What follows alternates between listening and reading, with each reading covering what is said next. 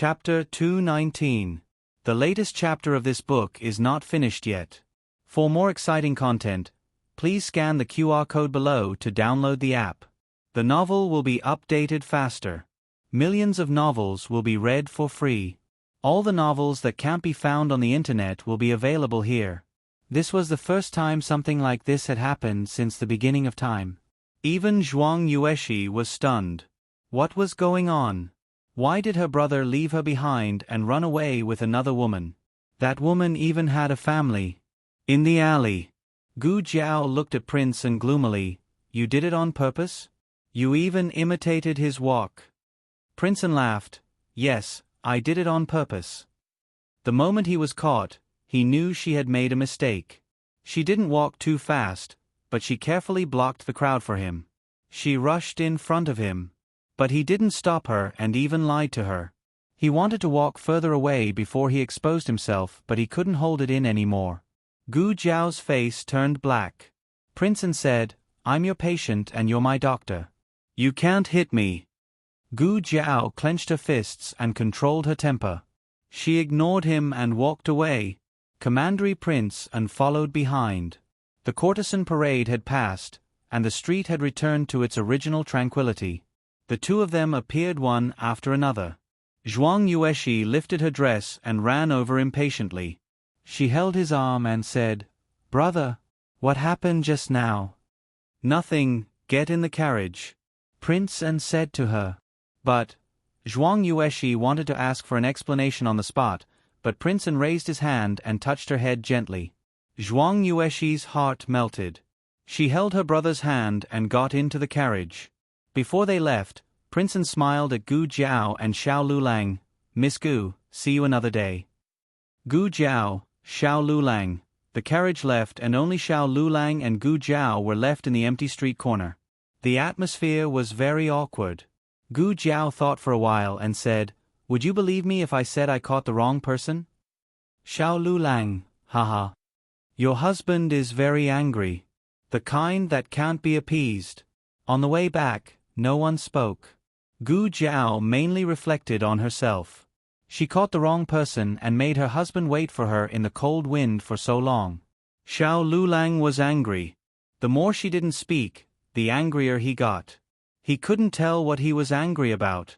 Finally, when he stepped over the threshold, he said, What did he mean by see you another day?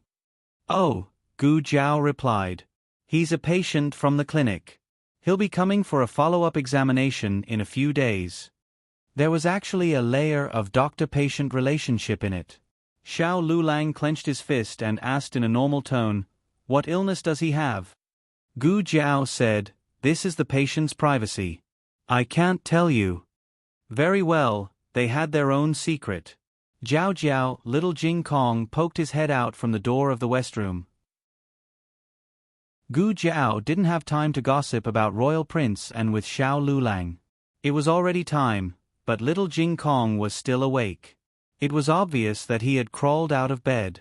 Gu Jiao walked over and picked up the little guy. She put the fried fruit on the table and held his cold feet. She stuffed him into the quilt. Why aren't you sleeping? Little Jing Kong was tightly wrapped up. He didn't move at all like a well-behaved silkworm. Jiao Jiao. Gu Jiao said, I didn't buy candied haws, only fried fruit. Do you want to try one? Yes. Little Jing Kong nodded obediently. Gu Jiao took a fried fruit and fed it to him. He ate it until his mouth was covered with oil. He was so satisfied that he narrowed his eyes. I want more, he said. You can't eat any more. Gu Jiao poured him a cup of hot water to rinse his mouth. Go to sleep. You can eat tomorrow. Little Jing Kong was an obedient child. Soon he closed his eyes and fell asleep. After washing up, Xiao Lulang lay down beside the little fellow, tossing and turning restlessly. When he finally fell asleep, he had another dream. The dream was a hasty and messy one. When he finally managed to break free from the enormous shackles and opened his eyes, he found that he had returned to the Marquis estate. He was lying on a strange yet familiar bed, and in front of him was a strange yet familiar scene. There were servants standing in the room, but he had not seen them for so long that he could not remember their names. Wearing a yellow dress, Princess Exanyang walked in with a gentle expression. Hang, you've woken up." He stared at Princess Xinyang in a daze. Princess Xinyang sat down by his bedside and raised her hand to touch his forehead. "What's wrong? Why are you looking at mother like that? Don't you recognize your mother?" She was so anxious that she rushed outside and shouted, "Imperial physician! Quickly call for an imperial physician." The imperial physician came and checked his pulse and body. He said to Princess Xinyang, "Replying to your highness, the young marquis is fine. He should have been frightened, which is why he's like this." Princess Xinyang's eyes were filled with worry. Aheng, are you all right? Don't scare me. I already told you not to go to the court exam. What's so good about the court exam? If you want to become an official, mother will help you. You don't need to take the imperial exam. Court exam? He stared blankly at the room full of people. I've already passed the court exam. Princess Xinyang said, "You passed. You had a conflict with someone during the court exam and accidentally fell. You've already been unconscious for many days." Without the fire from 4 years ago, he had grown up safely until now. "Where's Jiao Jiao?" he asked. "Who's Jiao Jiao?" Princess Xinyang asked. "You're already married to Linlang. Don't fall in love with some other girl outside. Linlang will be sad." "Jiao Jiao." He lifted the blankets and got out of bed. "My legs." He looked at his legs in disbelief. He could walk without any injuries. That's right, there was no fire. Naturally, he did not wander among the people. He was not injured. Princess Xinyang shouted, "Put on some clothes. It's cold outside." He quickly went to buy Shui Lane. He arrived at his and Gu Jiao's home, but when he pushed open the door, it was empty. There was nothing inside. His heart sank. He knocked on the old chancellor's door. The one who opened the door was not the old chancellor. Instead, it was an unfamiliar man. He then went to Uncle Zhao's home. "Uncle Zhao, it's me, Lu Lang." Uncle Zhao and Aunt Zhao looked at him with confusion. "Who are you?" He then went to the house next door. "Aunt Zhang, it's me. I'm Lu Lang." Aunt Zhang's face was filled with confusion. He had never been here before. Nobody recognized him. He only felt his entire body turn cold. He remembered the medical clinic and hurriedly rushed over. The Miracle Hand Hall was still there, but the people in the Miracle Hand Hall did not recognize him. Finally, he saw that familiar little figure in the main hall. He quickly walked towards her. Just as he was about to call her Jiao Jiao, she looked at him with an extremely strange gaze and said to the doctor beside her, "There's a patient. Take care of him." She walked past him and did not turn her head back once. An indescribable feeling of suffocation suddenly surged from the bottom of his heart, as if something was strangling his heart. This feeling was really uncomfortable. He forced himself to wake up. Then, he realized that it was a dream. He did not return to the Marquis's mansion. He was still at home in by Shui Lane. Beside him was the little Jing Kong who was snoring. The little Jing Kong was lying on his back with one of his little feet on his chest. No wonder he felt so uncomfortable in his dream. Was it because this little thing used its foot to press down on him? Xiao Lulang removed the little thing's foot. In the latter half of the night, he did not fall asleep again. As soon as he closed his eyes, he felt as if his heart was being strangled, just like when Gu Jiao did not recognize him anymore. This feeling was strange and uncontrollable. He could not suppress it even if he wanted to. The next day, when Gu Jiao woke up early, Xiao Lulang was already gone. Little Jing Kong was sleeping soundly. He did not know when his bad brother-in-law left. Lu Quan heard the noise and came over to knock on the courtyard door. "Jiao Nyang, it's me." Gu Jiao opened the door for him. "Uncle Lu, it's so early." Lu Quan smiled and said, "Lu Lang came to find me. He said that he had something to do and went out first. I'll send Gu Yen and the others to school in a while. I've also made breakfast. I'll bring it over now." Oh, he was gone. His family had arranged it clearly. Gu Jiao did not think much of it, thank you. In fact, she could send them, but Lu Quan would drive. The three little men could take the carriage to school. After they went to school, Gu Jiao went to the medical center. Today, another 2 critically ill patients were discharged. It was a joyous day. Then, she did not see Xiao Lulang early in the morning. She felt that something was missing. On the other side, Marquis Gu also planned to go out. Ever since Yao Shi moved to Jade Water Lane, she was not willing to move back.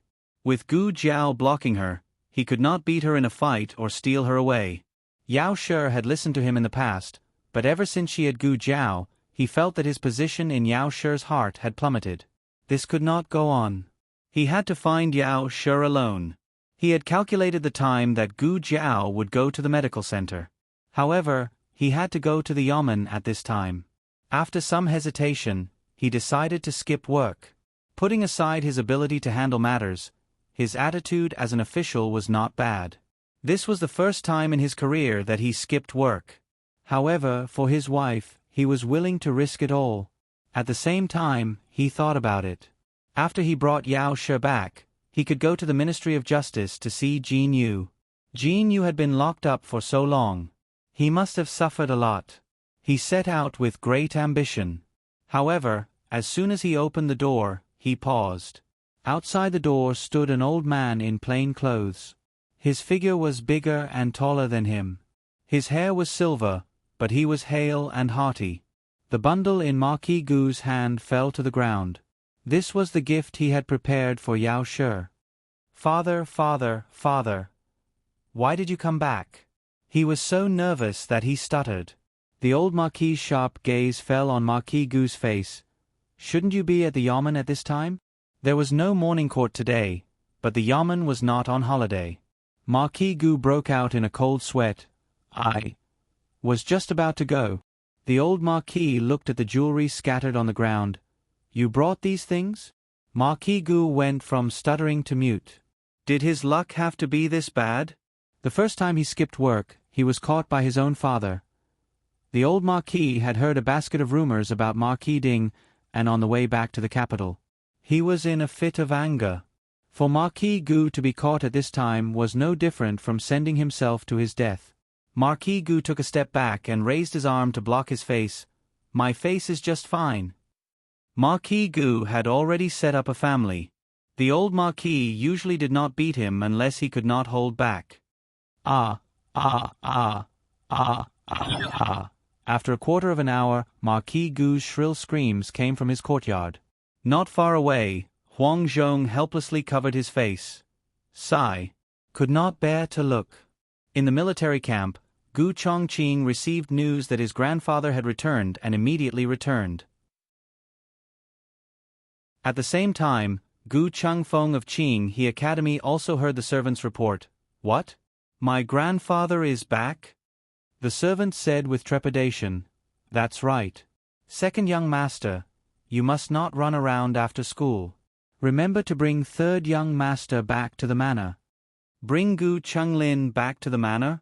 This was difficult to handle. Gu Chenglin's condition was getting worse and worse recently. Ever since Gu Changfeng witnessed the bloody scene of the operation, he could no longer eat meat. He often mocked himself for being a monk. However, one day, a young monk really came to his courtyard. It was little Jing Kong. Gu Chenglin was recuperating in Gu Jiao's courtyard. Little Jing Kong had been coming to little Jing Kong recently, so it was inevitable that he would occasionally bump into him. Little Jing Kong did not know Gu Chenglin, nor was he clear about the grudge and relationship between him and Gu Jiao. He only thought that Gu Chenglin was an ordinary patient. Little Jing Kong was a warm-hearted child.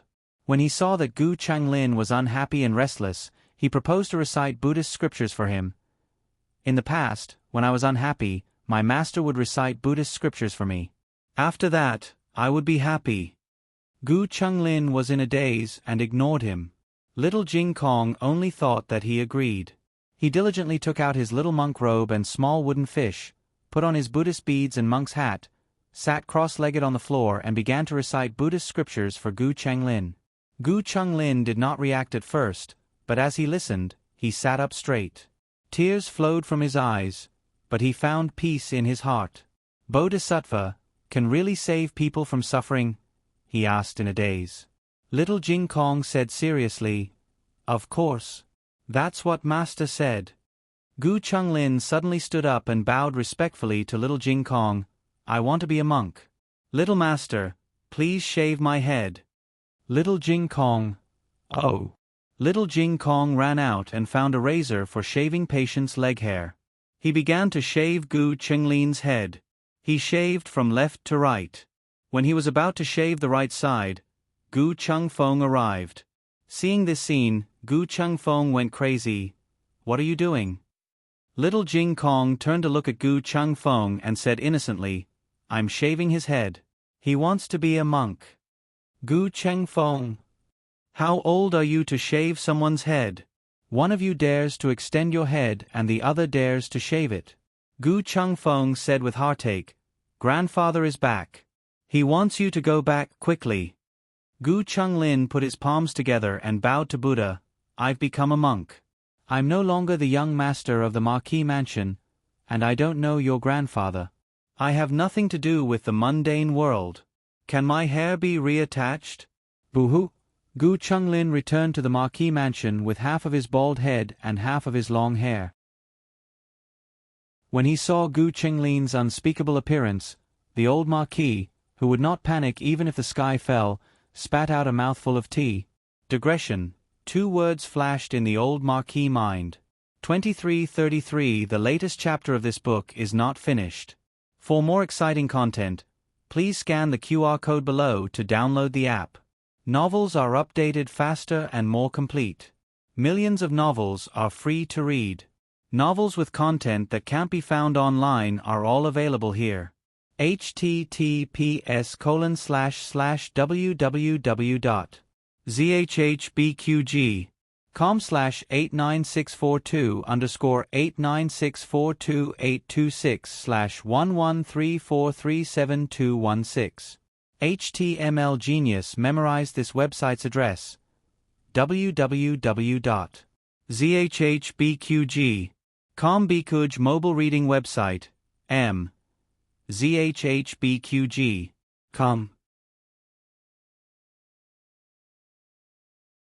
Chapter 220. The latest chapter of this book is not finished yet. For more exciting content, please scan the QR code below to download the app. Novels are updated even faster. Millions of novels are free to read. Novels with connotations that cannot be found online are all available here.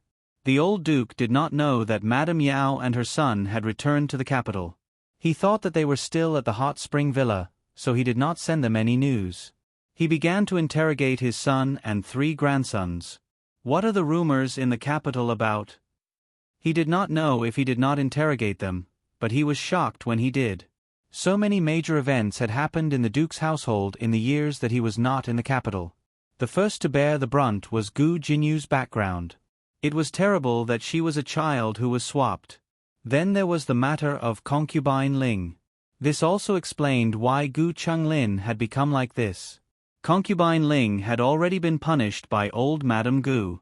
The old Duke did not ask if she was dead or alive. He did not have the time to care about a concubine. As for the real granddaughter's unwillingness to return to the Duke's household, he did not take it to heart. She was just a servant girl. There was no need to pay attention to her. Moreover, she was already married.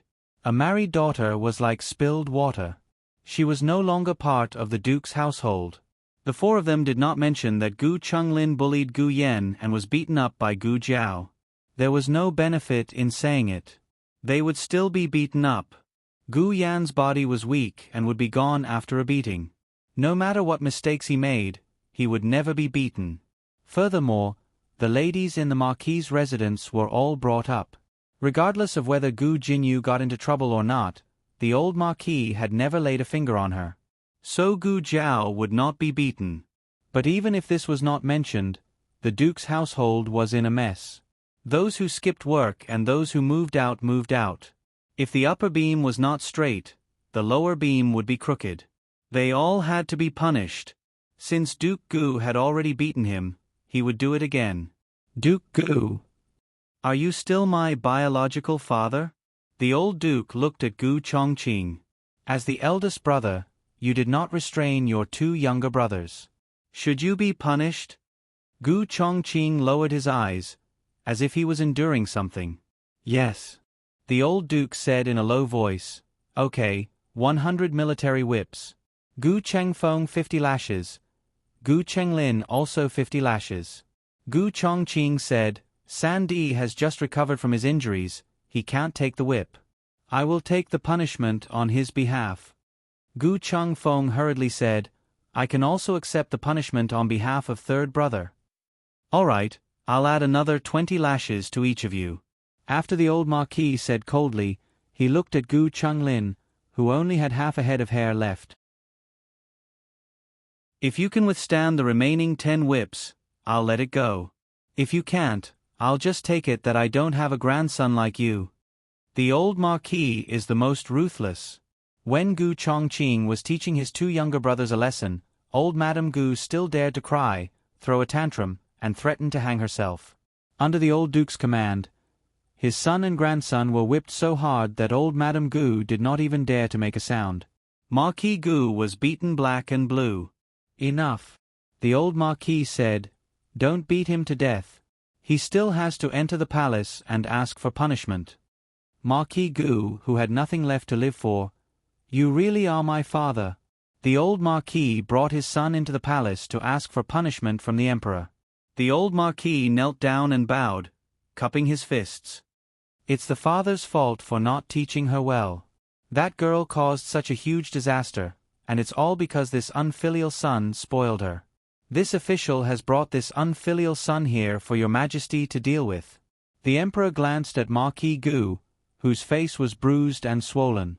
He had already been beaten to this state. He had no place to lay his hands on him. The emperor coughed lightly and waved his hand. Forget it. Marquis Gu is not at fault in this matter. The girl is also young and immature. Just discipline her in the future.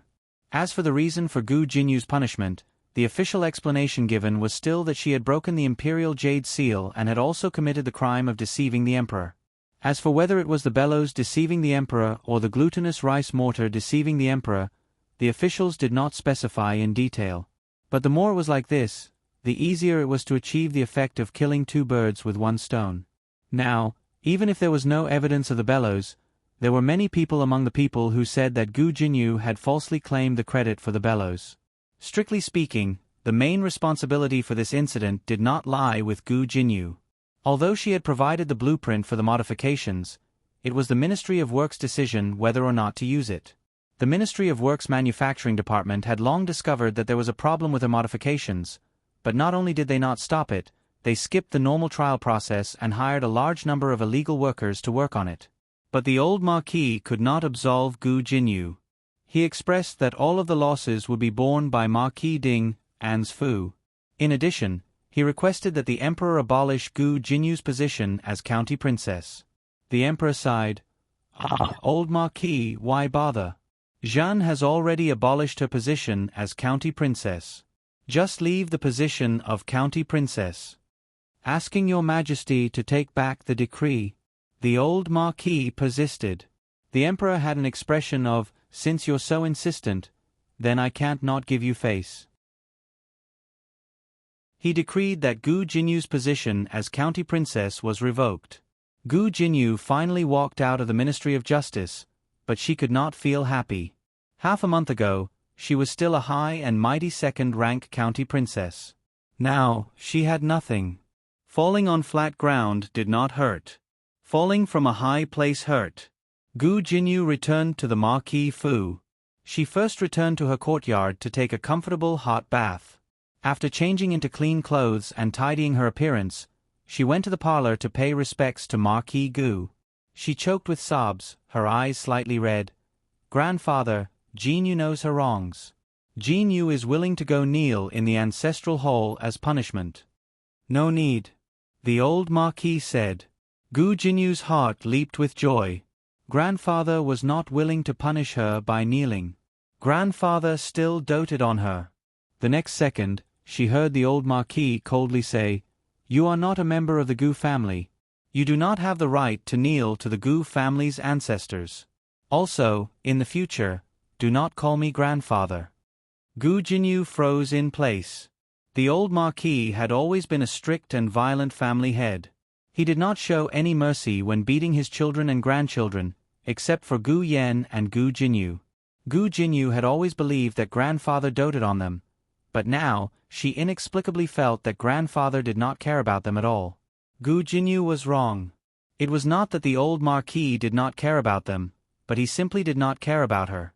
The old Marquis doted on Gu Yen. Otherwise, he would not have given Gu Yen 2 secret guards. Even Gu Chengfeng and Gu Chenglin did not have them. The old Marquis was a classic example of favoring boys over girls. He did not dote on his biological granddaughter, much less his biological granddaughter. After settling the matters in the residence, the old Marquis once again entered the palace. The news of the old Marquis's return to the capital quickly swept through the capital. Almost everyone knew that the once all-powerful old general had returned. But so what if he had returned? He had long handed over his military power, and the Gu family army had also been incorporated into someone else's command. Gu Jiao had always paid no attention to outside matters. She did not know that the old Marquis had returned. She was checking the medicine sent from the factory. This was the second batch of medicine custom-made for the military camp. She checked a few bottles. There was no problem with the quality. "I don't have anything to do today. I'll deliver it." She also wanted to deliver something to Xue Ningxiang's brother-in-law, Zhou Erzwang. Because she was delivering the medicine, Gu Jiao was able to enter the military camp. The soldiers had just finished practicing martial arts and were currently sitting in an open space to rest. The air was filled with the smell of sweat and weapons. It was a smell that she was familiar with from her previous life. Gu Jiao did not look at it too much. She rode a carriage to the medical officer's tent. The one who received her was a medical officer surnamed Lu. Gu Chongqing had already greeted him a few days ago. Medical officer Lu was very polite to Gu Jiao, but he was also nervous and cautious as he said, "Don't run around in a while. Wait for me to finish testing the medicine before leaving." This morning, they had received news that an important person was coming to the military camp.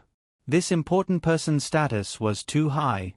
Even Marquis Xian Ping, who had not appeared for half a year, was called to the military camp. Marquis Xian Ping was still angry after waking up. He sat in the carriage for the entire journey and refused to get off. "You with the surname Ran, I think you don't want to work anymore."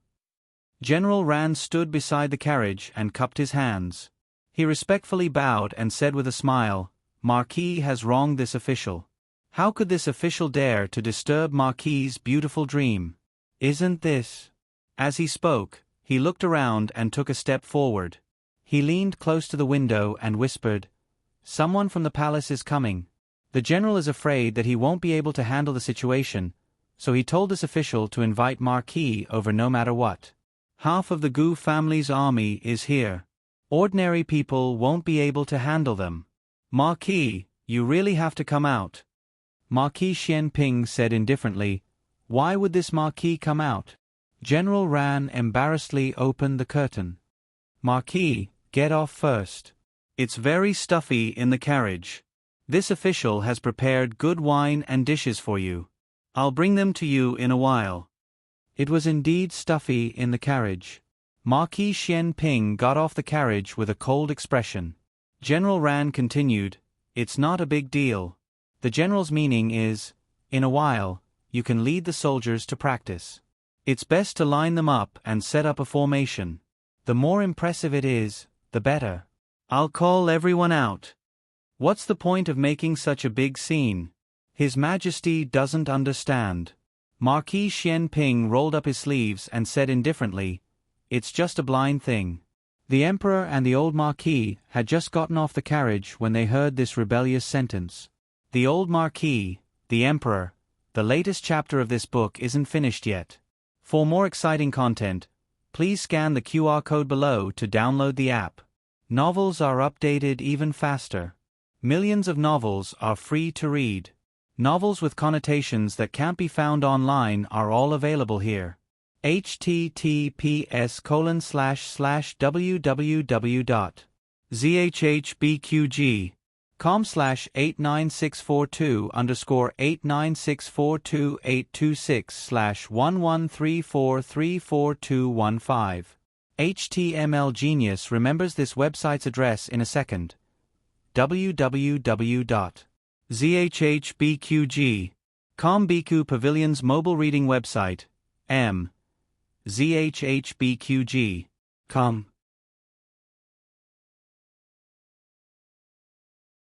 Chapter 221. The latest chapter of this book isn't finished yet. For more exciting content, please scan the QR code below to download the app. Novels are updated even faster. Millions of novels are free to read. There are novels with connotations that can't be found online here. The emperor felt that if he died one day, it would be because he was angered to death by Shao Ji. The 3,000 beauties in the harem didn't empty his body, but Shao Ji could pierce his heart with one sentence. The emperor immediately pulled a long face. The old marquis's face also sank. This Marquis Xian Ping was a modest gentleman when he didn't speak, but when he spoke, he was simply a hooligan. Marquis Xian Ping turned his head and saw the emperor's group. His handsome face didn't have the slightest bit of panic or guilt from being caught. He turned around, cupped his hands, and calmly and elegantly bowed. "This subject greets your majesty." To be honest, even civil officials didn't bow as elegantly as him. The emperor's heart was in turmoil. Even the most beautiful concubines didn't make his mood fluctuate like this. When General Ran heard, "Your Majesty," he was scared out of his wits. He hurriedly turned around and bowed deeply. The old marquis was standing next to the emperor, but the old marquis was wearing a mask, so General Ran didn't recognize him. General Ran's heart was also in turmoil. Was it really that exciting? Did His Majesty hear the conversation just now? Would His Majesty chop off his and Marquis Xian Ping's heads in a fit of anger? No, it was Marquis Xian Ping who said those words. He was implicated. General Ran wanted to cry. Marquis Xian Ping calmly said, "Your Majesty came at the right time. This subject was just about to train the troops. Would Your Majesty like to watch?" The emperor's eyes were cold. I don't understand." Marquis Xian Ping smiled faintly. The experts see the skill, while the laymen see the excitement. The emperor, sooner or later, he would be angered to death by this guy. The emperor and Marquis Xian Ping were related by marriage. He married Marquis Xian Ping's sister, and Marquis Xian Ping married his sister. The emperor would often wonder, how did he end up with this fellow as his brother-in-law? He came with the old marquis today to watch the troops train. He took the old marquis to the observatory. When the old marquis and Marquis Xian Ping's lips. "Old monkey." The old marquis trembled. "Damn it, I want to beat him to death." The old marquis was so angry that he cursed in his heart, and his mask was almost crooked. The two of them went up to the observation deck, and all the soldiers in the barracks were called to the field. There were a total of 8 large and small military camps in the capital. The original Gu clan army had been assigned to different military camps. Among them, the Tiger Mountain camp had the most Gu clan army. Hushan Barracks was the territory of the Great General of Flying Cavalry. In his early years, the Great General of Flying Cavalry did not get along well with the old marquis. If the Gu army fell into his hands, the consequences could be imagined. All these years, the Gu army had been tortured by him. Everyone gritted their teeth and did not cause any trouble. It was mainly because of what the old duke had said, "You are the Gu army, but you are not loyal to me or any general. You are loyal to the emperor of Zhao country. You are protecting the citizens of Zhao country, including your family and mine." Yes, they were also guarding their own families and the old marquis's family. After Gu Chongqing entered the Tiger Mountain camp, the Gu clan army was even more patient. No matter how the great general of flying cavalry deliberately targeted them, they would not be deserters. They silently guarded Gu Chongqing, looking forward to the day when he could be like the old Marquis and gather all the Gu clan army together and go to the battlefield to kill the enemy again. It was just that Gu Chongqing's days in the barracks could not be considered comfortable. He had been injured the most, so it was impossible to say that he was not targeted. Why did he invite Marquis Xian Ping over today? Wasn't it because the great general of flying cavalry was worried that once he appeared, the Gu clan army would be filled with hostility and make the situation too ugly? All the soldiers, including the Gu clan army, were lined up neatly. Marquis Xian Ping mounted his horse and began the day's roll call. The moment he put on his armor and helmet, his entire person's aura became strong in an instant. He was flamboyant, domineering, and arrogant. No one paid attention to the handsome face under the helmet anymore. They were all shocked by the murderous aura in his eyes. Golden spears and armored horses, one person could fight against thousands of soldiers and horses. This was a man born for the battlefield. He had 9 deaths and 9 deaths. He had won battles and also suffered defeats. He could afford to lose, but when he won, he never flinched. The emperor's blood boiled as he watched, and he wished he could go to war. Alas, forget it, I won't punish him. The old Marquis looked at the Gu clan army that he had brought up single-handedly with a complicated expression. The emperor forcibly withdrew his attention, which had been attracted by Marquis Xian Ping, and turned to ask the old Marquis, "Does the old Marquis regret that I handed them over to the great general of flying cavalry?"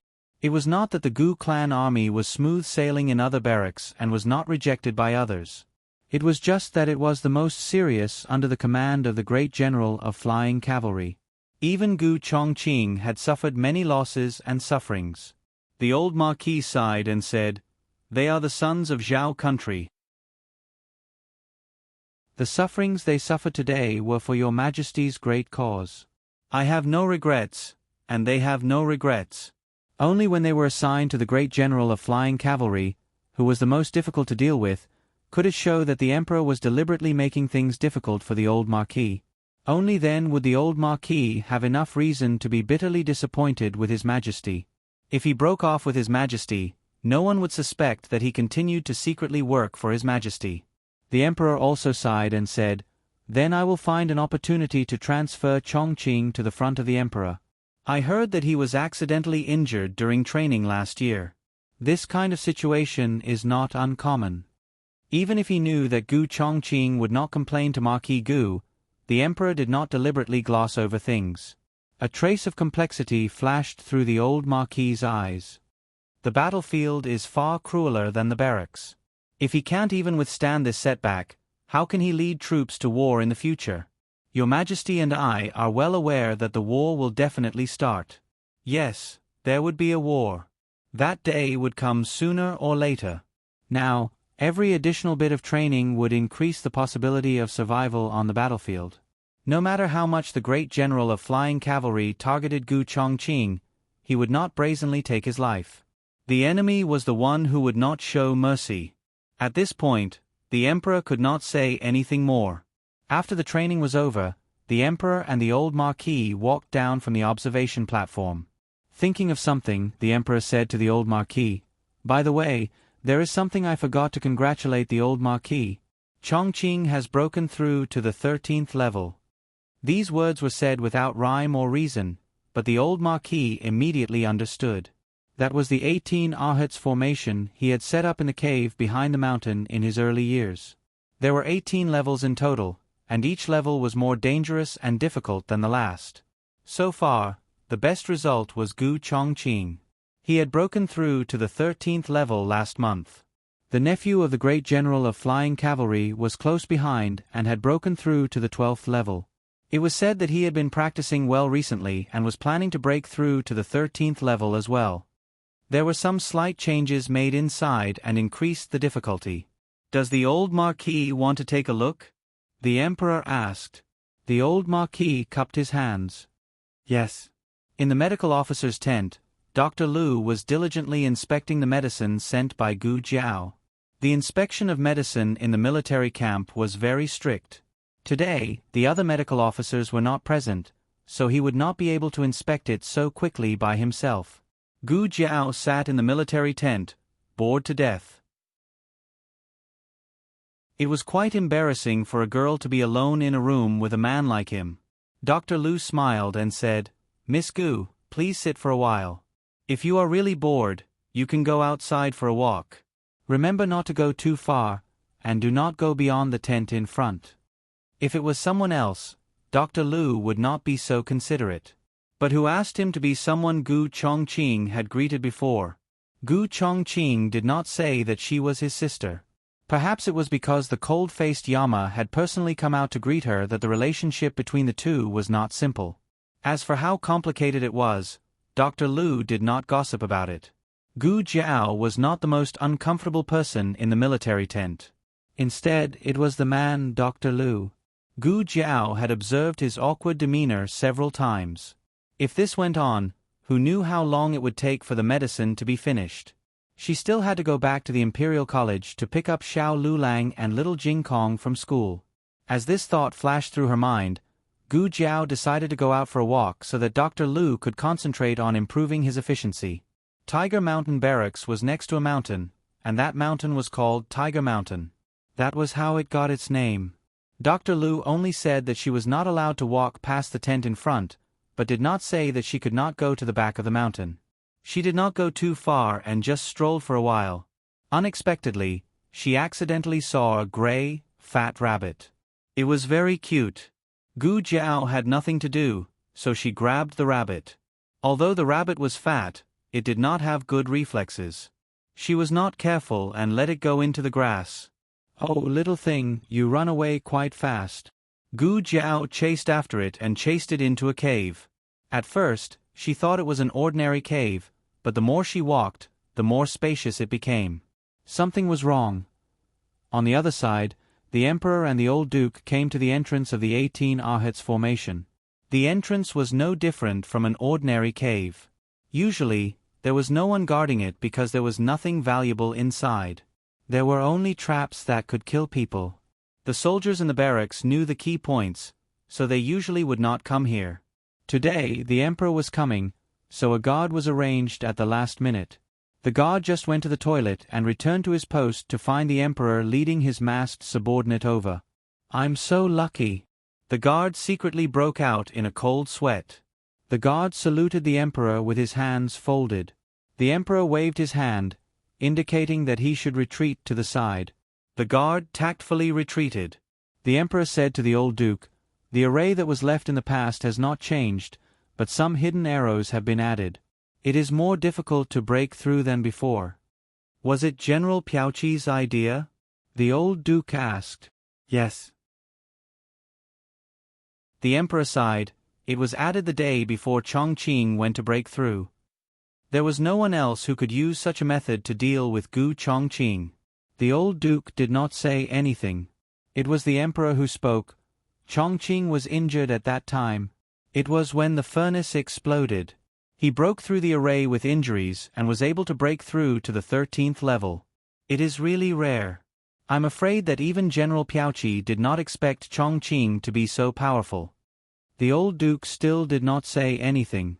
Only by breaking through the 18th level could he be qualified to revive the Gu army. Boom! A loud noise suddenly came from the cave. The old Duke and the Emperor's faces changed. "What's going on? Something happened inside?" The old Duke's white eyebrows twisted. "Someone is breaking through the array." The Emperor called the guard. "Who went in?" The guard shook his head. "No. I didn't see." The Emperor frowned. "You were here all this time?" "This servant went to the toilet."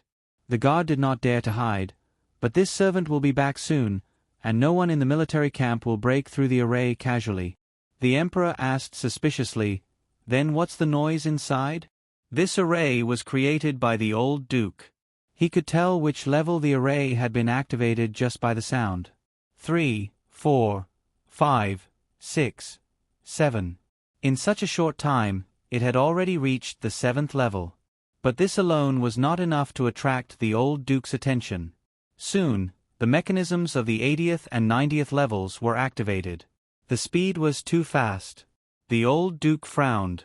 Was someone really breaking through the array? Or was the array activated by itself? Are you sure no one went in? The emperor asked. This servant. The guard was suddenly unsure. The noise inside reached the 13th level. The old duke's eyebrows were tightly knitted. Was it Chongqing? Gu Chongqing had broken through to the 13th level. But just as this thought flashed through his mind, the array of the 14th level was quickly activated. The old duke's expression finally changed. At the 15th level, the array stopped.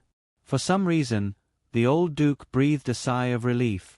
But before he could finish his sigh of relief, 16, 17, 78, it was inconceivably fast. Without waiting for people to recover from their shock, the array returned to calm. The array only had one entrance and one exit. Only after breaking through the 18th level could one leave from the exit. Otherwise, one could only return to the entrance. The old duke let the guard go around to the back exit to take a look. The guard quickly turned back and reported, "I didn't see anyone." The emperor was stunned and asked the old duke, "Do you suspect that someone broke through?" 18 levels? And in such a short period of time? The old duke also felt that it was impossible. He shook his head. Maybe the mechanism malfunctioned. I'll get someone to fix it later. Digression, the double event has begun.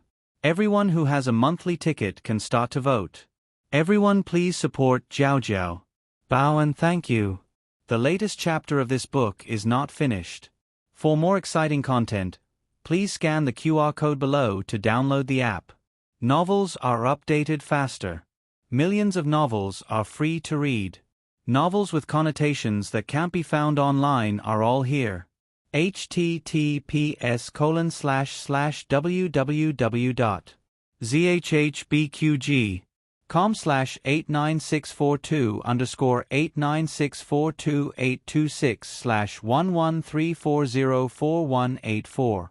HTML Genius remembered this site's address in a second.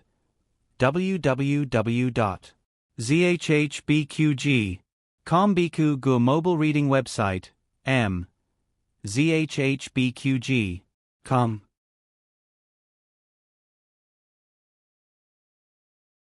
Chapter 222. The latest chapter of this book is not finished yet. For more exciting content, please scan the QR code below to download the app. Novels are updated faster and more frequently. Millions of novels are free to read. Novels with content that can't be found online are all available here. Gu Jiao carried the little rabbit back to the tent. Sure enough, it was much faster to settle down. Dr. Lu finished checking all the medicine. He looked up and saw Gu Jiao carrying a little rabbit over. He couldn't help but be surprised. Where did this rabbit come from? I picked it up from the back of the mountain. Gu Jiao said. Back of the mountain? Dr. Lu thought to himself. She couldn't have gone there, right? What's wrong with you? Gu Jiao felt that Dr. Lu was looking at her strangely. You didn't enter any cave, right? Dr. Lu asked carefully. I can't enter?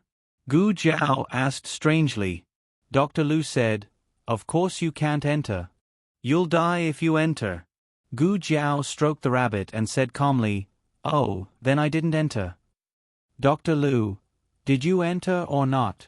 Forget it, she probably didn't enter. Otherwise, how could she have come out alive with such powerful traps?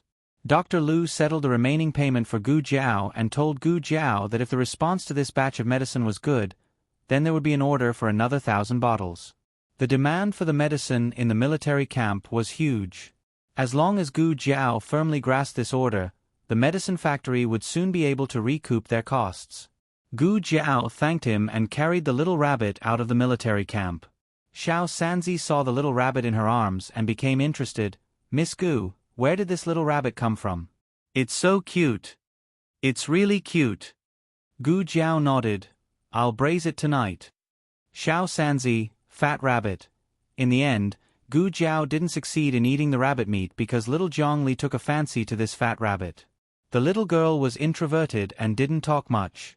However, she was diligent and ate, so everyone in the medical hall liked her. This is for you. Gu Jiao passed the little rabbit to little Zhongli. I. Can I really raise a rabbit? Little Zhongli had never raised anything in her life. She and her brother couldn't afford it. Yes. Gu Jiao nodded. But you have to clean it up yourself. I will. Who do I belong to? Little Zhongli nodded his head like he was pounding garlic, and hugged the little fat rabbit tightly in his arms. It was her first pet, and she liked it very much. Thank you, Sister Gu. Gu Jiao handed the remaining payment of the golden sore medicine to shopkeeper Wang and then went to the Imperial College to pick up Xiao Lulang and little Jing Kong from school. The first to come out was little Jing Kong. Little Jing Kong carried a small school bag on his back and walked among a group of 7- or 8-year-old children with a serious face. He looked out of place and a little funny. He thought it was his bad brother-in-law who came to pick him up, so he didn't have a good expression. However, it was Gu Jiao. He immediately turned into a cute little thing and ran towards Gu Jiao. Jiao Jiao. He raised his little head and looked at Gu Jiao cutely. Gu Jiao looked at his sweaty face and asked, "Why are you sweating so much?" Little Jing Kong said, "We have a race today." The Imperial College wasn't a place where students only studied. They paid great attention to the all-round development of the children. It was said that when the children grew up, they would be taught how to play the zither, equestrian, and archery. It was a proper incubation class for aristocrats. Gu Jiao took a handkerchief and wiped little Jing Kong's sweat. Little Jing Kong handed his little head over and let Gu Jiao wipe his sweat. His buzz cut grew a little longer, and he should be able to tie it into a ponytail in winter. I got first place, they can't outrun me. A certain little thing said smugly. Gu Jiao wasn't surprised by this. He would wake up before dawn to cultivate every day. His physique was very good. After Gu Jiao wiped little Jing Kong's sweat, Lu Quan came over. Lu Quan came to pick up little Jing Kong. The Imperial College invited the Grand Secretary of the Cabinet to explain the techniques of the court examination to the examinees next month. Lu Lang said he might end the class very late. The little chancellor didn't attend this kind of class in the past. However, Lu Quan didn't say this. Lu Quan said, "I will send you back first and go to Qinghe Academy later." Gu Yan and Gu Shaoshan were going to Master Lu's place to learn skills after school. Gu Jiao said, "No need, we can walk back. It's not a long walk. Uncle Lu, go and pick up Yan and Shaoshan." "That's fine too." Lu Quan agreed and drove the carriage to Qinghe Academy. Gu Jiao and little Jing Kong went back to buy Shui Alley. Xiao Lulang came back very late, and the whole family was asleep. There was an oil lamp in the central room for him. He didn't need to guess to know who left it. Xiao Liolong's eyes moved, and when he was about to go back to his room, the door of the opposite room opened. Gu Jiao walked out in a plain set of pajamas. "Are you hungry? I left some food for you, I'll go heat it up." "I'm not hungry." Xiao Lulang said, "I've eaten." He planned to go in just like that, but after a pause, he couldn't help but ask her, "It's so late, why are you still awake?" "I'm waiting for you," Gu Jiao said. The sudden straightforwardness made Xiao Liolong's heart feel like it was being rubbed by something. Xiao Lulang looked at her thin body in pajamas, composed himself, and said, "It's cold outside, you should go back to your room and sleep." "I'll sleep soon too." "Are you still angry with me?" Gu Jiao tilted her head and asked. "No." He said, "I'm not angry." Gu Jiao said, "Oh," but didn't go back to her room. Instead, she stood at the door and looked at him with innocent eyes. Knowing that she was playing tricks, Xiao Liolong's heart suddenly softened. He surrendered, opened his mouth, and said softly, "I think I'm a little hungry." Gu Jiao smiled, "I'll heat up the food for you." Xiao Lulang looked at her thin pajamas, hesitated, and said, "Put on some clothes." "Okay." Gu Jiao went back to her room and put on a coat, then went to the kitchen to heat up the food. She had put it aside for him before dinner. There was cornmeal soup, steamed bread, braised pork ribs, and a few cold dishes. Gu Jiao also boiled a few pieces of vegetables. Xiao Lulang sat down to eat. Gu Jiao sat across from him, resting her chin on her hands and resting her elbows on the table. Looking at him. So beautiful. It wasn't the first time Xiao Lulang was looked at by her. This girl's eyes were really more open than his. The room was very quiet. Ever since the family members grew, he rarely ate alone with her like this. It was as if they had returned to the past. After Xiao Lulang finished his dinner, his stomach and body warmed up. The two cleaned up the dishes and went back to their rooms. Before entering the room, Gu Jiao turned around and asked him again, "Are you really not angry?" Xiao Lulang took a deep breath and said stubbornly, "I'm not angry." Gu Jiao had a big heart. She believed him when he said he wasn't angry. Gu Jiao said, "I wanted to make it up to you, but since you're not angry, then forget it." Xiao Lulang, "Wait, how are you going to make it up to me?" He felt like he had missed out on something. "See you tomorrow." Gu Jiao entered the room. Xiao Lulang. The workload at the Imperial College had increased recently. At first, Xiao Lulang didn't want to skip classes, but later on, he couldn't even if he wanted to. The emperor attached great importance to the court examinations and sent many ministers to pass on knowledge to the examinees. Even though the court examinations didn't eliminate people and only examinees entered as grand scholars, who would want to be a grand scholar? They were all aiming to become grand scholars. As the court examinations approached, the atmosphere at the Imperial College became tense again. At the medical hall, the last critically ill patient wrapped in red cloth was discharged. Now, only Zhang Shi was left in the miracle hole. His condition was serious and he would probably need another 2 to 3 months of treatment. Gu Jiao went to give Zhang Shi an 4 drip. Just as she finished, she heard an unusual commotion outside the medical hall. Gu Jiao thought it was a medical dispute, but when she went downstairs, she realized it wasn't. "Why are there so many people here?" Gu Jiao asked as she looked at the crowd at the entrance. The second boss sent Xiao Sanzi to find out.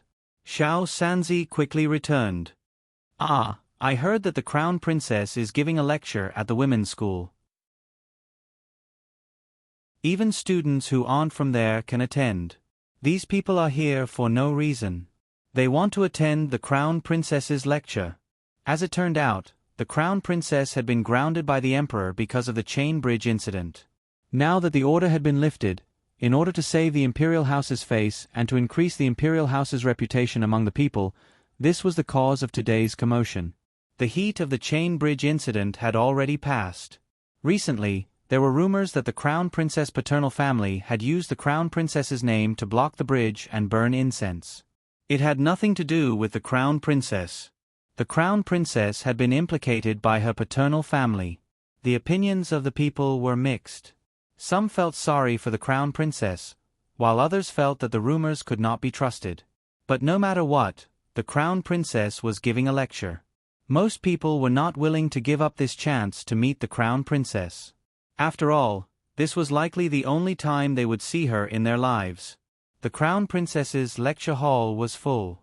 She was teaching chess. The crown princess was not the only one sent to teach at the women's school.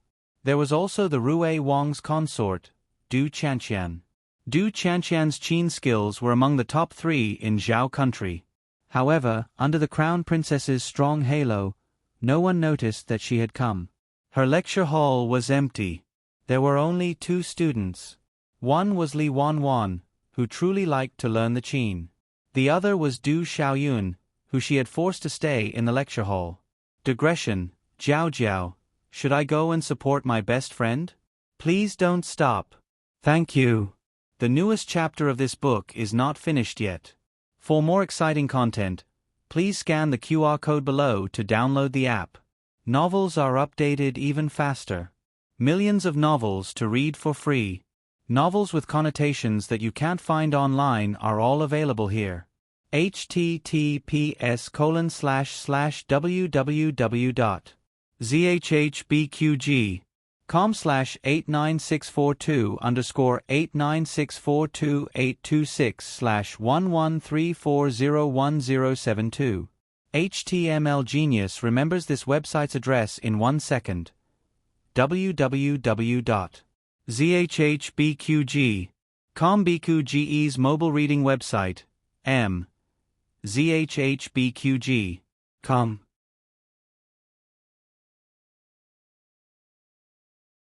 Chapter 223.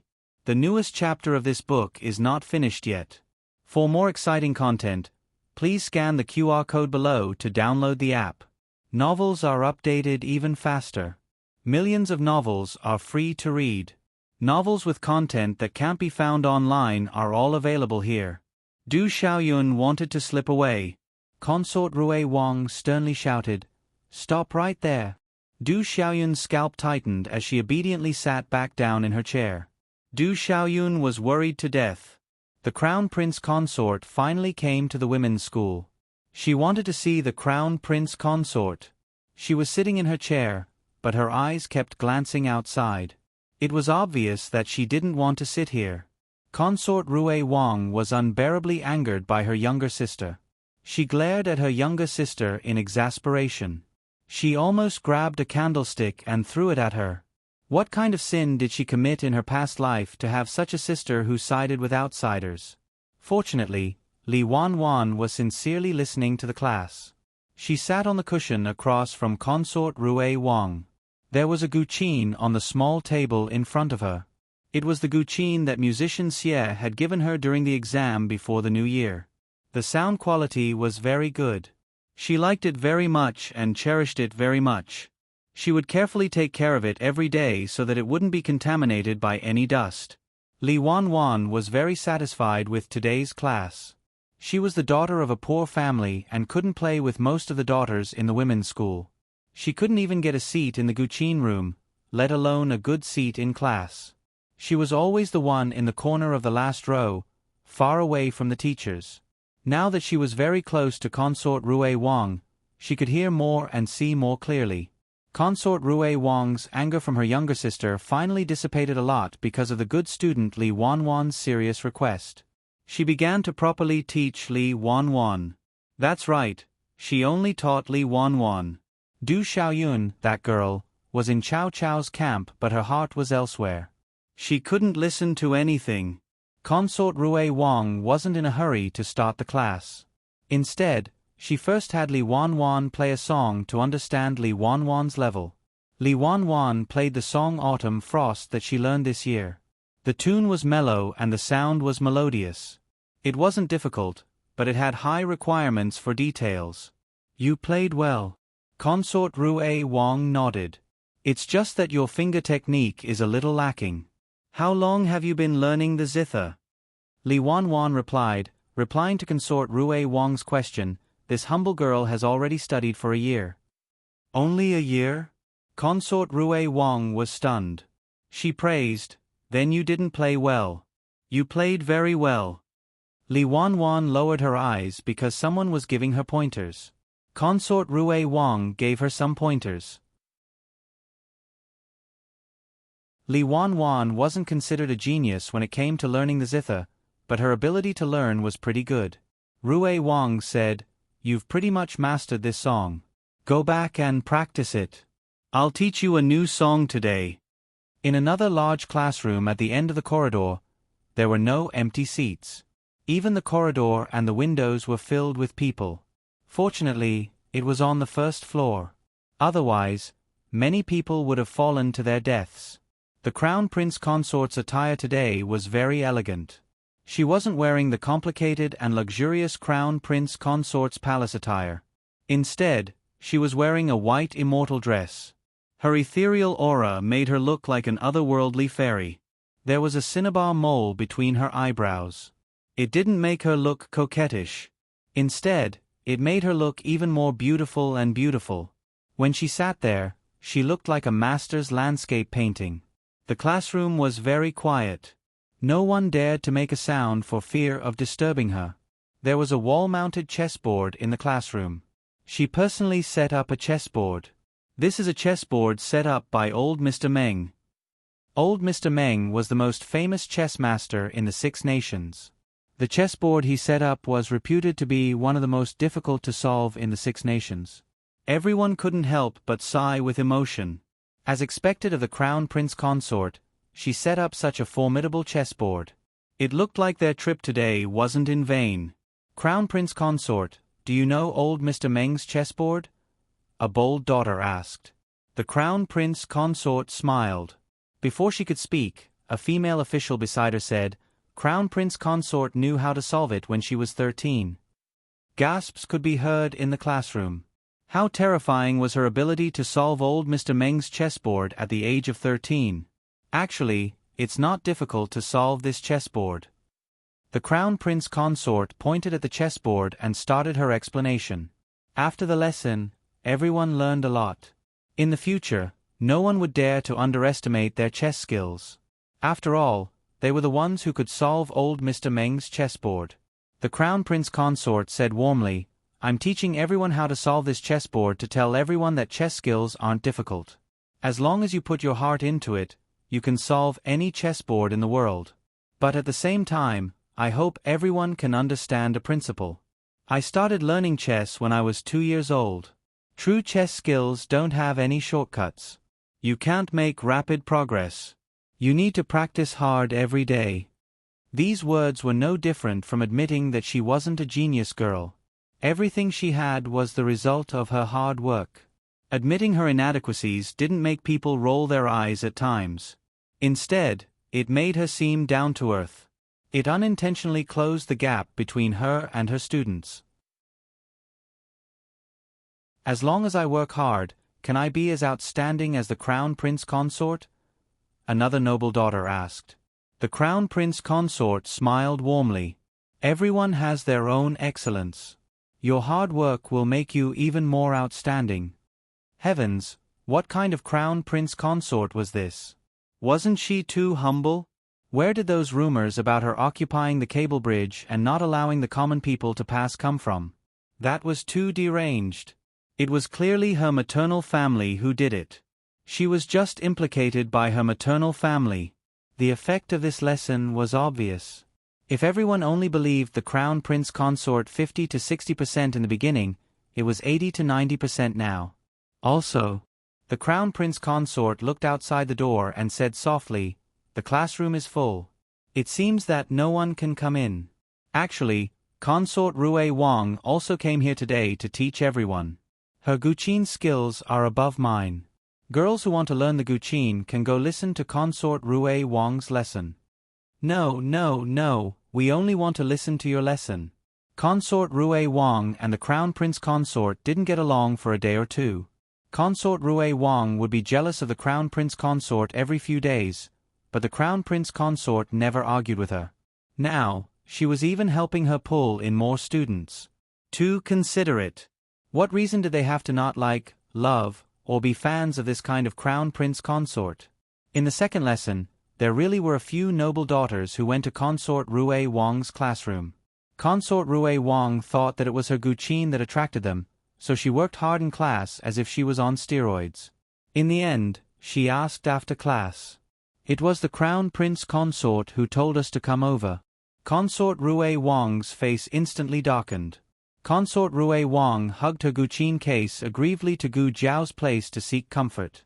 Perhaps because she was too engrossed in complaining, she actually left her Guqin in Gu Jiao's courtyard when she left. In the afternoon, Royal Prince and came to the medical center. He came to check on his eyes. Gu Jiao brought him to the consulting room and gave him a checkup as usual. She was calm and collected from the beginning to the end, as if the awkwardness that night did not happen between them. Gu Jiao was already relieved. She would not take this kind of thing to heart. Royal Prince and smiled bitterly. He was really the only one who cared about it. How do you feel? Gu Jiao asked. Much better. Royal Prince and said with a smile. He was not being polite. It was indeed much better. He didn't feel much after taking it for the first 3 nights, but from the 4th night onwards, he realized that he could feel a trace of light. God knew how long he had been tortured by this illness. Any of his weaknesses could bring fatal disaster to himself, so he had been walking on thin ice all these years. Gu Jiao nodded. Continue to take the medicine and change your diet. Eat more internal organs. Royal Prince and didn't like to eat those, but since she said it, then he would listen. Okay. Gu Jiao looked at him. Did you catch a cold? His voice didn't sound right. Royal Prince and smiled and said, I can see the light at night. I was so happy that I went to sit in the courtyard for a while. Not in the courtyard, but on the roof. It was hard for others to understand the joy of almost regaining his sight. Your hand. Gu Jiao pointed at the pulse pillow on the table. Royal Prince and put his hand on it obediently. Gu Jiao checked his pulse and took back her hand. It's not serious. You don't need to take medicine. Why is there a doctor who doesn't prescribe medicine? Don't you need to earn money? Royal Prince and teased her. Gu Jiao glanced at him. The consultation fee is 10 taels. Royal Prince and laughed. Okay. Not to mention 10 taels, he was willing to give 100 taels. Zhuang Yueshi came out of the girls' school after class and saw her brother's carriage parked in front of the medical center. She frowned. Did her brother come to pick her up, or why did he park the carriage over there? Zhuang Yueshi didn't wait for Zhuang Mengdai. She went to the medical center alone. The medical center was busy at the moment and there was no extra staff to serve her. She walked in and heard her brother's voice. She came to the consultation room and opened the half-closed door. She looked through the gap and saw Royal Prince An smile after being extorted for 10 taels. It was a smile that Zhuang Yueshi had never seen on Royal Prince An's face. Royal Prince An was not a nice beauty, but he had never smiled so sincerely before. He looked at the person with his eyes full of light. The person he was looking at didn't notice it or didn't care. She buried her head and tidied up her things. Zhuang Yueshi's fingers suddenly clenched. Xiao Lulang finished class late recently. Gu Jiao went to pick up little Jing Kong today. Little Jing Kong was the happiest. He was the first to rush out of the classroom and ran to the gate like a little whirlwind. Jiao Jiao. He was sweating all over again. Gu Jiao wiped his sweat. Were you good today? Good. I'm the best. Little Jing Kong said seriously. Really? Gu Jiao held his hand. What did you learn today? Little Jing Kong held Gu Jiao's hand and skipped forward. I learned the Analects of Confucius and arithmetic today. Did you learn everything? Gu Jiao asked softly. Little Jing Kong patted his chest. Of course. I'm not as stupid as my brother-in-law. Gu Jiao corrected him. Your brother-in-law is not stupid. He's very smart. Little Jing Kong seriously doubted the intelligence of his bad brother-in-law. Why was he always the last in the exam if he was smart? The two talked happily as they crossed the street and came to a shop. They walked past a few shops and turned into Bisui Alley. Before they took 2 steps, Gu Jiao's ears suddenly moved. She grabbed little Jing Kong and lifted him up. Then she took a big step to the side. Bang! A huge flower pot smashed into the place where they were just standing. It was smashed into pieces, and mud and flowers splashed all over the ground. Little Jing Kong opened his eyes wide. Gu Jiao hugged him with one hand and covered his head with the other. She didn't let him see and let him lie on her shoulder. She looked at the window coldly and said softly, It's okay. I fell down by accident. Gu Jiao didn't chase after them. She carried little Jing Kong all the way home. Gu Jiao went home. On the other hand, the crown princess, who had been teaching Go at the girls' school all day, also returned to the imperial palace. She first went to the cunning palace to greet Empress Xiao and report the teaching situation. Noble consort Zhuang was also there. Greetings to imperial mother and consort mother. Strictly speaking, she didn't need to salute noble consort Zhuang. However, noble consort Zhuang was the birth mother of the eldest son of the emperor. Her status was incomparable to that of an ordinary concubine. Besides, the Zhuang family was very powerful. Noble consort Zhuang was almost on the same level as Empress Xiao in the harem. Noble consort Zhuang smiled. Empress Xiao asked, come and sit down. I heard that Consort Rue Wang left at noon. Why did you come back so late? The Crown Princess sat down beside Empress Xiao and explained softly, there were too many students, so there were 2 extra classes in the afternoon. How could Empress Xiao not know that there were extra classes? She asked this extra question just to show off in front of noble Consort Zhuang. Empress Xiao sent the Crown Princess to teach at the girls' school.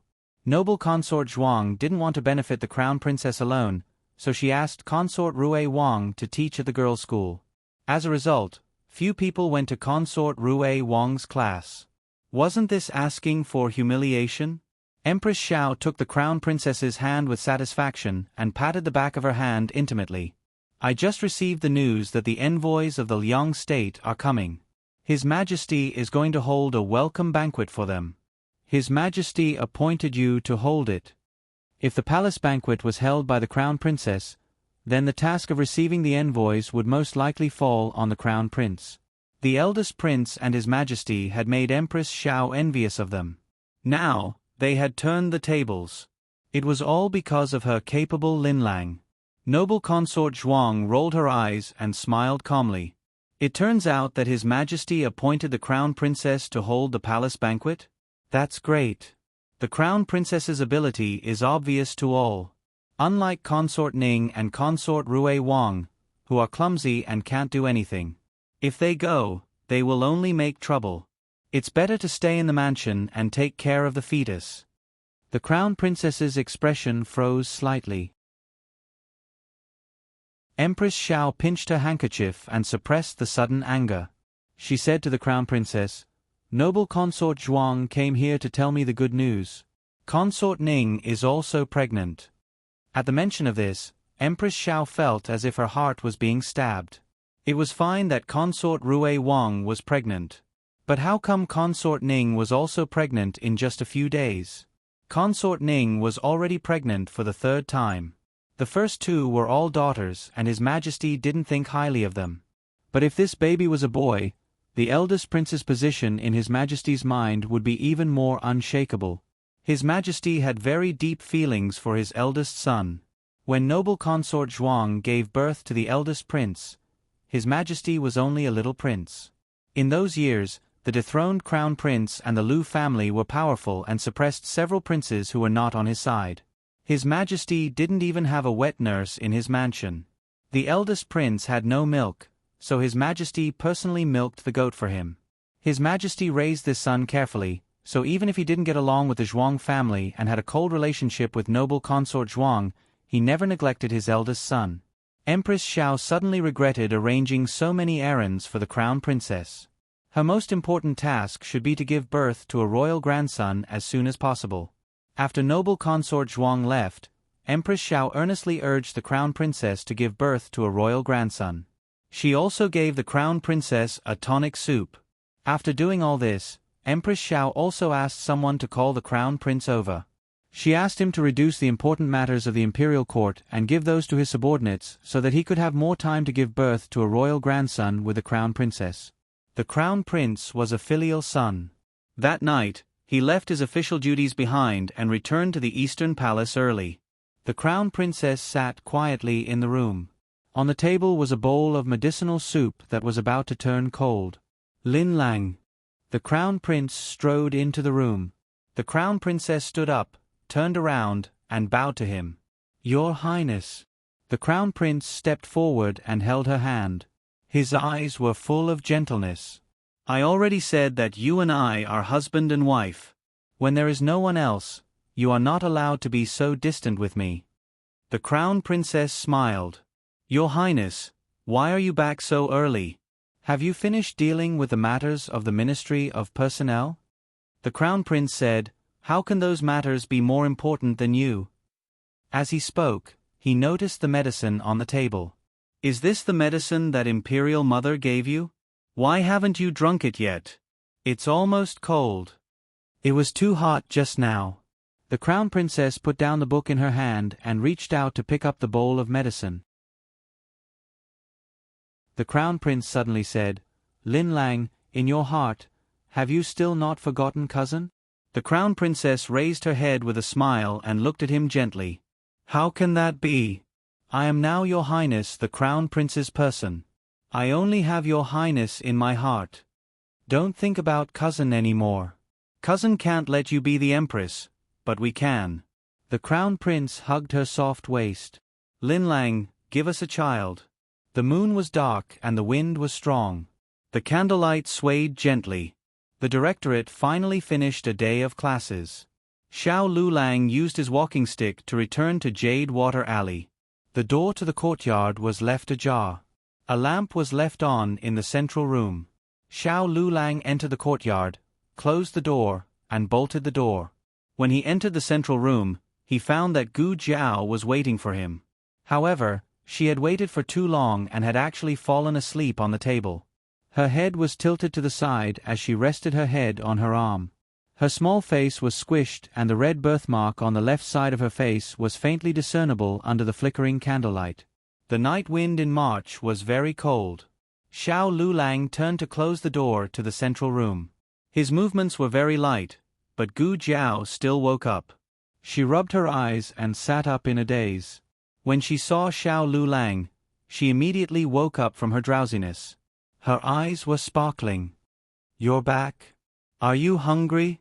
I'll go heat something up for you to eat. Her eyes were too bright, as if they carried warmth.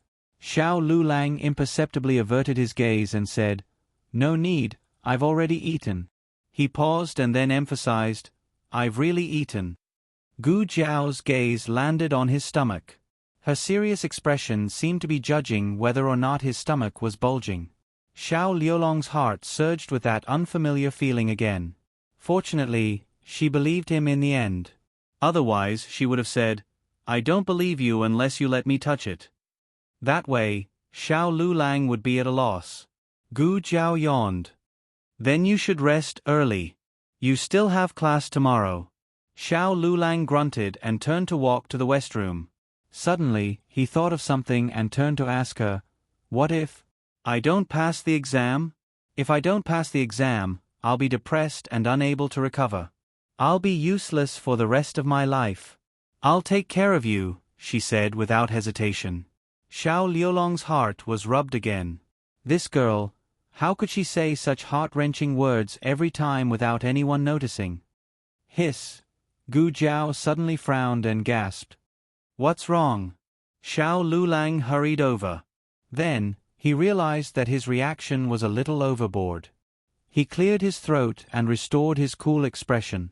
Gu Jiao didn't notice the small change in his mood. Her two small, numb arms drooped like a soulless puppet. They're numb.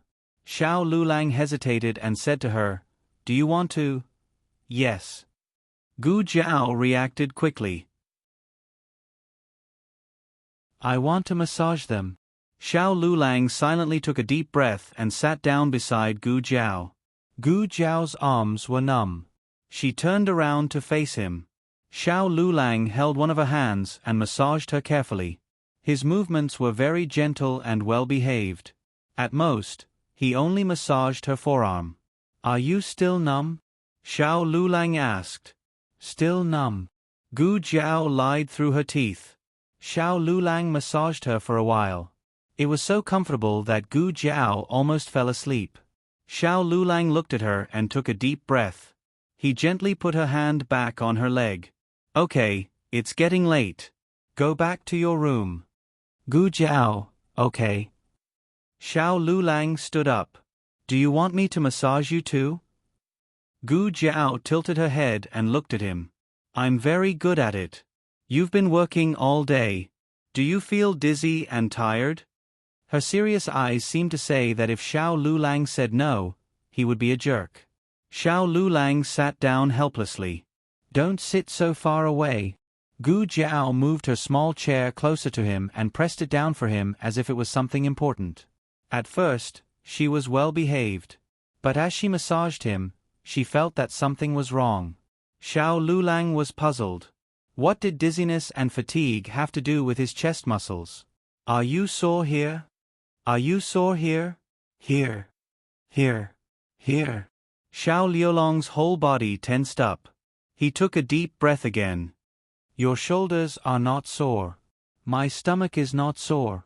He had heard of backaches after sitting for a whole day, but he had never heard of a sore stomach. Gu Jiao, okay. Her little hand changed to another place and continued to massage. She was massaging with great strength. Xiao Lulang did not know how many deep breaths he had taken that night. He closed his eyes and said, "My back is not sore. My legs are not sore either. My waist is not sore." Gu Jiao raised her eyebrows. Okay. His waist was so good. It was strong and there was not a trace of fat. Gu Jiao smacked her lips and withdrew her hand reluctantly. She withdrew her hand, but her eyes were still glued to his body. Xiao Lulang clenched his fists. "What are you doing?" Gu Jiao shook her head. No, I'm not drooling." Xiao Lulang. Digression, it's the end of the month. Don't waste the monthly tickets. The latest chapter of this book is not finished yet. For more exciting content, please scan the QR code below to download the app. Novels are updated at a faster rate. Millions of novels are free to read. Novels with connotations that you can't find online are all available here.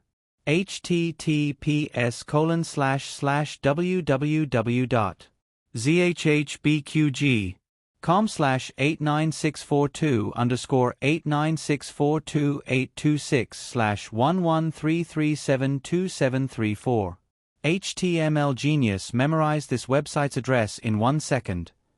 www.zhbqg.com Biku Gu mobile reading website, zhbqg.com.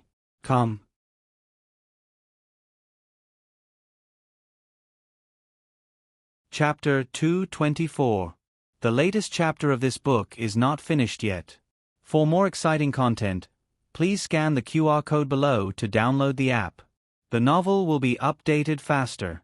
Millions of novels will be read for free. All the novels that can't be found on the internet will be available here. There was no such thing as awkwardness. Gu Jiao went back to her room contentedly after taking advantage of him. Xiao Lulang was left alone in the living room. It was a little messy. Gu Jiao slept very well this time. Xiao Lulang felt hot and restless. He didn't know why, but he tossed and turned and woke up little Jing Kong. Little Jing Kong complained irritably, "Are you adults so disobedient? Can't you sleep properly?" After being scolded by the little guy, Xiao Lulang really calmed down. He closed his eyes and fell asleep in a short while. There was a spring rain at night and it stopped at dawn. The ground was wet. Little Jing Kong fell when he went out. He was holding something in his hand today, so he didn't cover his head and body in time when he fell. His knee was scraped a little. Gu Jiao went out and wasn't at home.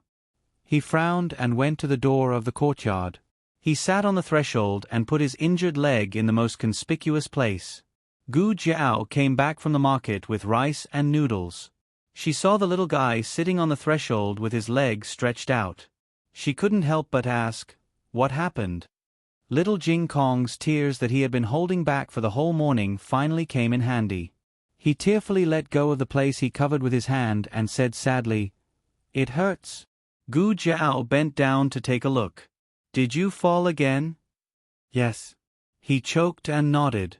Gu Jiao carried him into the east room and disinfected him with iodophor. Little Jing Kong said coquettishly, "It won't hurt if you blow on it." Gu Jiao held his lotus-like chubby leg and blew on it gently. Yeah. It was so comfortable. Little Jing Kong was so intoxicated that he felt like he was going to faint. Then Xiao Lulang appeared. "It's time to go to school." His tone was cold and his eyes were hooked, as if he wanted to grab little Jing Kong from Gu Jiao's arms. Little Jing Kong jumped down from the ground and walked in front of him in small steps. He made a face to show off. "I have hoo-hoo, hoo-hoo-hoo. You have hoo-hoo, but I have pinch." In the end, Xiao Lulang didn't argue with the little guy. He glanced at Gu Jiao in the room and calmly greeted her, "Morning." "Morning." Gu Jiao smiled. Xiao Liulong's eyes flickered slightly. He calmly led little Jing Kong out of the house. Gu Xiaoshun and Gu Yen also woke up. After breakfast, they went to school. Gu Jiao went to the clinic. Little Zhongli was squatting in the backyard and feeding her little fat rabbit with carrots. Sister Gu. Seeing Gu Jiao coming, little Zhongli walked to her with the little fat rabbit in her arms. I've cleaned the yard. Gu Jiao nodded. You're so obedient. Little Zhongli was no longer sallow and emaciated after resting in the clinic for a while. She had a small face the size of a palm, and her facial features were very beautiful. To be honest, she didn't look like Zhongsher. Maybe one took after her father and the other took after her mother. This morning, that sister came to play the zither again. Little Zhongli pointed at the wall in Gu Jiao's yard and said. Little Zhongli had lived in the clinic for a long time. She knew that there was a girls' school next door, and a sister came to play the zither every day, sometimes in the morning and sometimes in the afternoon. Gu Jiao asked, Do you want to play? Ah. Little Zhongli was stunned. Can I? Gu Jiao nodded. Yes, there's a zither in the house. Little Zhongli went to play the zither happily. Well, to be exact, she was playing the zither. Little Zhongli and Zhongsher had suffered a lot in the days when they depended on each other. She didn't want to trouble others and was very good at pleasing others. She never messed up the house like little Jing Kong did. She would always clean up the house after playing. Gu Jiao left her to play by herself and went out. Today was the day of concubine Jing's follow-up visit. Gu Jiao got on the clinic's carriage and went to the nunnery. There was another carriage parked outside the nunnery. Gu Jiao didn't pay it any attention and walked in. Last time, she saw at least 2 nuns here. Today, she didn't see any nuns. Gu Jiao went to concubine Jing's yard. It rained last night, so the mud was sticky. Gu Jiao slowed down her pace. When she came to the door of the meditation room, concubine Jing and a familiar voice came from inside. You must take care of yourself. His Majesty misses you. He said that you don't have to wait too long. He'll be able to take you back to the palace in a few days. Don't. I'm used to living here. I like the days when I'm alone. Tell His Majesty not to miss me. What are you talking about, concubine? You raised His Majesty single-handedly. In his heart, you're his mother. How can he not miss you? You've suffered all these years. There's not a day when His Majesty doesn't look forward to taking you back. Go back and tell His Majesty that I'm fine here. Gu Jiao knocked on the door as soon as concubine Jing said that. The conversation in the room stopped abruptly. Concubine Jing asked, Who is it? It's me, Gu Jiao said. Old concubine Jing recognized Gu Jiao's voice and said gently, Oh, it's Miss Gu. Please come in. Gu Jiao pushed open the door of the meditation room and walked in. The person in the room glared at her when he saw her. Little divine doctor. It's you? Gu Jiao looked at Eunuch Wei. Eunuch Wei had accompanied the emperor to the medical center once. That was when the emperor was blackmailed by little Jing Kong. Gu Jiao didn't know that he was the emperor. She only knew that he was Chu Yu's father and seemed to be a high-ranking official in the court. As for Eunuch Wei, he was dressed like an ordinary steward. Gu Jiao thought that he was a servant of the Chu clan. It seemed that he wasn't. Do you know each other? Concubine Jing looked at the two in confusion. Eunuch Wei thought that he had seen a ghost. Why did he run into the divine doctor here? The divine doctor didn't hear what he said to concubine Jing just now, did he? He couldn't have guessed who he was, could he? He was His Majesty's attendant. If the divine doctor guessed that he was a eunuch, wouldn't he have implicated His Majesty as well? Eunuch Wei had an idea. He turned to concubine Jing and said, His Majesty once sent me with Lord Chu to visit the injured at the medical center. Miss Gu is a doctor there. We've met before. Lord Chu. Concubine Jing had never heard of this Lord Chu. She's a new official appointed by His Majesty. Eunuch Wei was afraid that he wouldn't be able to cover up his lie, so he quickly changed the topic. Why is Miss Gu here? Concubine Jing smiled gently. She's the junior doctor I told you about. Eunuch Wei was speechless. What kind of fate was this? The divine doctor even treated the old imperial concubine? Ahem. Eunuch Wei was worried that the longer he stayed, the more flaws he would reveal. He said to Grand Concubine Jing, "It's getting late. This servant still has to return to the palace to report to His Majesty. I'll visit Grand Concubine another day." Eunuch Wei left in a hurry. Gu Jiao glanced at Eunuch Wei without saying anything. She began to examine Concubine Jing. She took out her stethoscope. Last time, the old imperial concubine's lungs had been filled with ringing sounds, but they were back to normal now. Gu Jiao took the old imperial concubine's pulse and found that it was much smoother. "How do you feel?"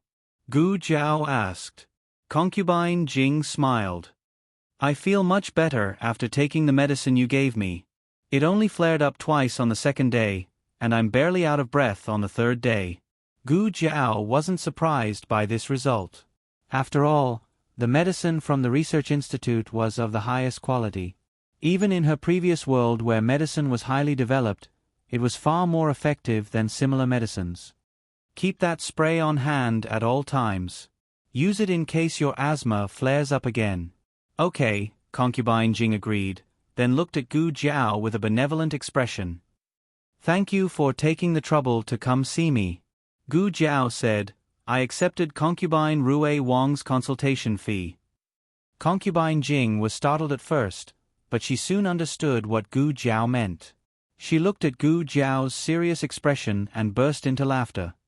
"You're such an interesting child." Concubine Jing laughed uncontrollably.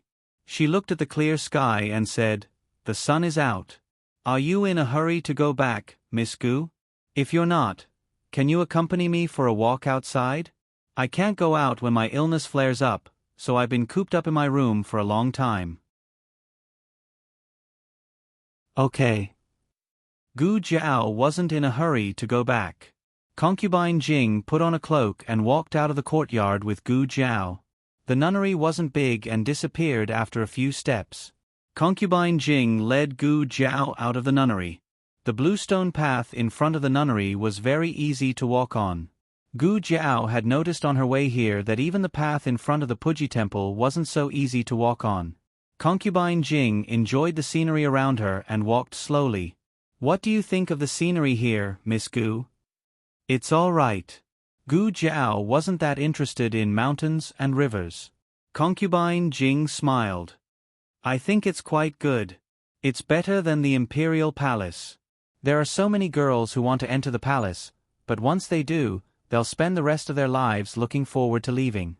Gu Jiao felt that Concubine Jing was explaining her conversation with the eunuch.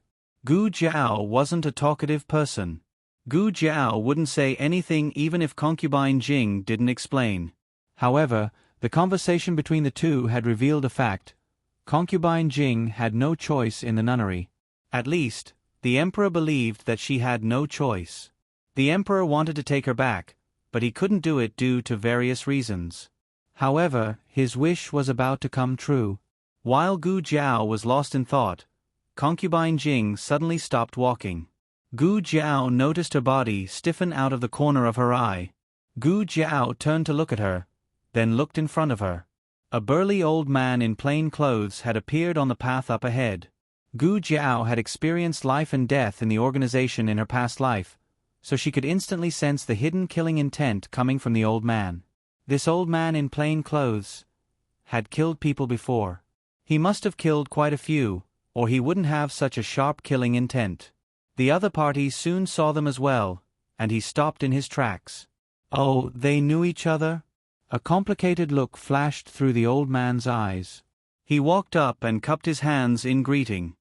"Esteemed Imperial Concubine." Concubine Jing unconsciously tightened her grip on her handkerchief, but her tone didn't change much. "Senior Marquis, no need to be so courteous." Gu Jiao didn't think that the old Marquis was Senior Marquis Gu. After all, there were many marquises in the capital. The old Marquis didn't pay much attention to Gu Jiao, either. He only thought of her as a servant girl by Concubine Jing's side. Concubine Jing composed herself and asked, "Senior Marquis, are you here to offer incense?" The old Marquis kept his eyes down and didn't look at Concubine Jing's face. Something happened to the suspension bridge a few days ago. It's just been repaired, so I'm here to take a look. Marquis Gu was in charge of repairing the suspension bridge, so he should have been the one to inspect it. But hadn't he been heavily injured by his own father? Thus, the old Marquis had come in his place. Concubine Jing pretended to be calm, but anyone with a discerning eye could tell that something was wrong with her. Then, you can go about your business. The old Marquis cupped his hands again and bowed. Esteemed imperial concubine, please take care of yourself. Concubine Jing nodded firmly. The old Marquis turned and left. Concubine Jing looked at his back with a hint of disappointment in her eyes. She then looked at Gu Jiao and smiled. Let's go back. I'm a bit tired. Gu Jiao took Concubine Jing back to the nunnery and got on the carriage from the medical center. The driver was Xiao Sanzi. Xiao Sanzi asked, Miss Gu, are we going back directly to the medical center? Gu Jiao grunted. All right, sit tight, Miss Gu. Xiao Sanzi waved his whip. Go. The carriage left the nunnery, passed by the temple, and crossed the stone bridge. The scenery along the way was so beautiful that it reminded Gu Jiao a bit of her days in the countryside. The carriage didn't go very far before another carriage followed. Wherever Gu Jiao's carriage took, that carriage would also take the same path. It was the same after a few turns. At first, she thought that they were going back to the city as well, but they didn't when Xiao Sanzi stopped the carriage at the tea stall and told them to leave first. When Xiao Sanzi drove the carriage on the road, they followed at a distance. Slowly, even Xiao Sanzi began to sense that something was amiss. Lady Gu, why is that horse carriage following us? They were about to enter the downtown area at this time. They would reach Chaoyu Street after passing through a narrow path. There was a Chaoyu archway at the end of Chaoyu Street, and they would reach Xuanwu Street after making a turn. Stop at the alley up ahead, Gu Jiao said indifferently. Digression, the last day of the month. Tickets cleared. The latest chapter of this book is not finished yet. For more exciting content, please scan the QR code below to download the app. Novels are updated at a faster rate. Millions of novels are free to read. Novels with connotations that can't be found online are all available here. https://www.zhbqg.com/8964286/113343536. HTML Genius memorized the website address in 1 second. www.zhbqg.com Biku Pavilion Mobile Reading Website. zhbqg.com.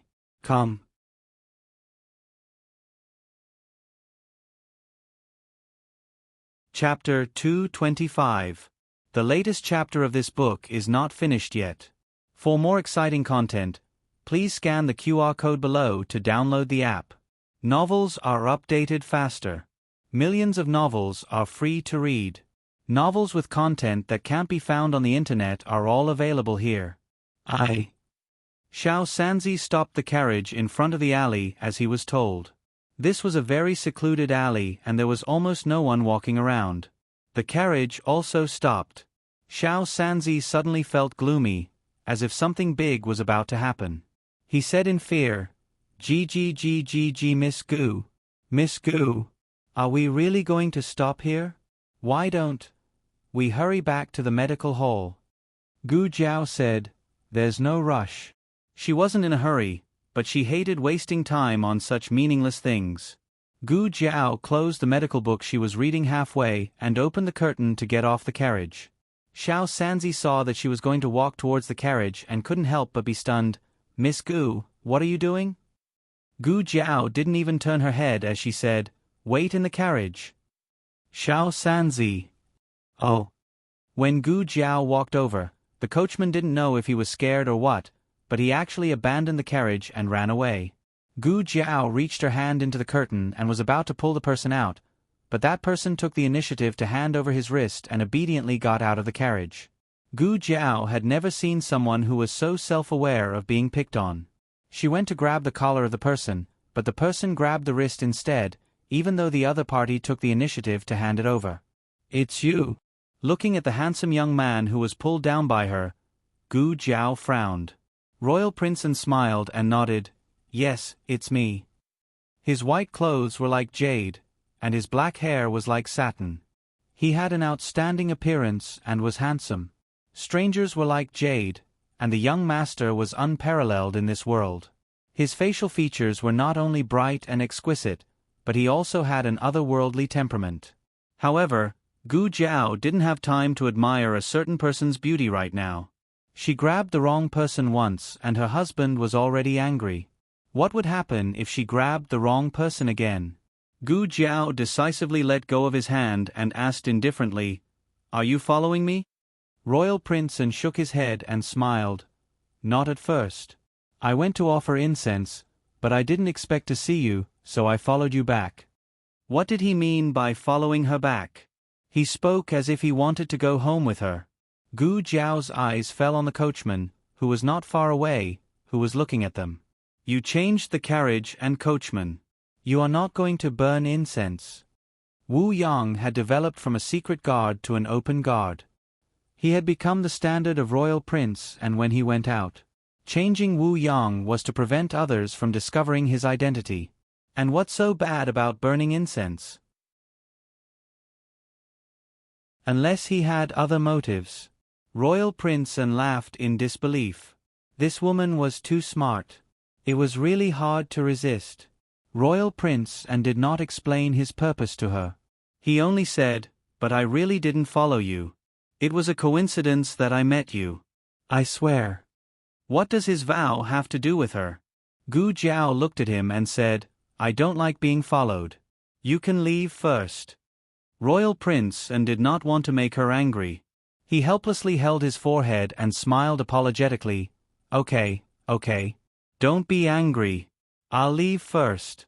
I won't do it again." Royal Prince got on the carriage. The coachman rolled back dejectedly and drove the carriage away. After making sure that he really left, Gu Jiao turned and walked to her own carriage. However, just as she lifted the curtain, a kitchen knife flew over her head. She pushed Xiao Sanzi away and pushed him off the carriage. The kitchen knife was firmly inserted into the outer seat of the car. Xiao Sanzi covered his painful butt. He was about to ask Miss Gu why she pushed him away when he saw the kitchen knife on the seat. He was instantly dumbfounded. Is someone trying to assassinate me? Gu Jiao raised her head and looked at the roofs on both sides. She narrowed her eyes dangerously. She walked out of the alley and turned left into the first shop. It was a cosmetics shop. The first floor sold ordinary cosmetics and there were many customers. The second floor was for VIPs and there were only a few people. Gu Jiao quickly went up to the second floor and came to a room at the end of the right corridor. She broke the door and without saying a word, she grabbed the only woman inside and threw her out of the window. "Ah!" The woman screamed and fell beside the carriage. Xiao Sanzi was so scared that he jumped 3 times and took a few steps back. He raised his head and looked at the window that was suddenly broken. "Miss Gu?" Gu Jiao jumped down from the second-floor window and landed beside the woman.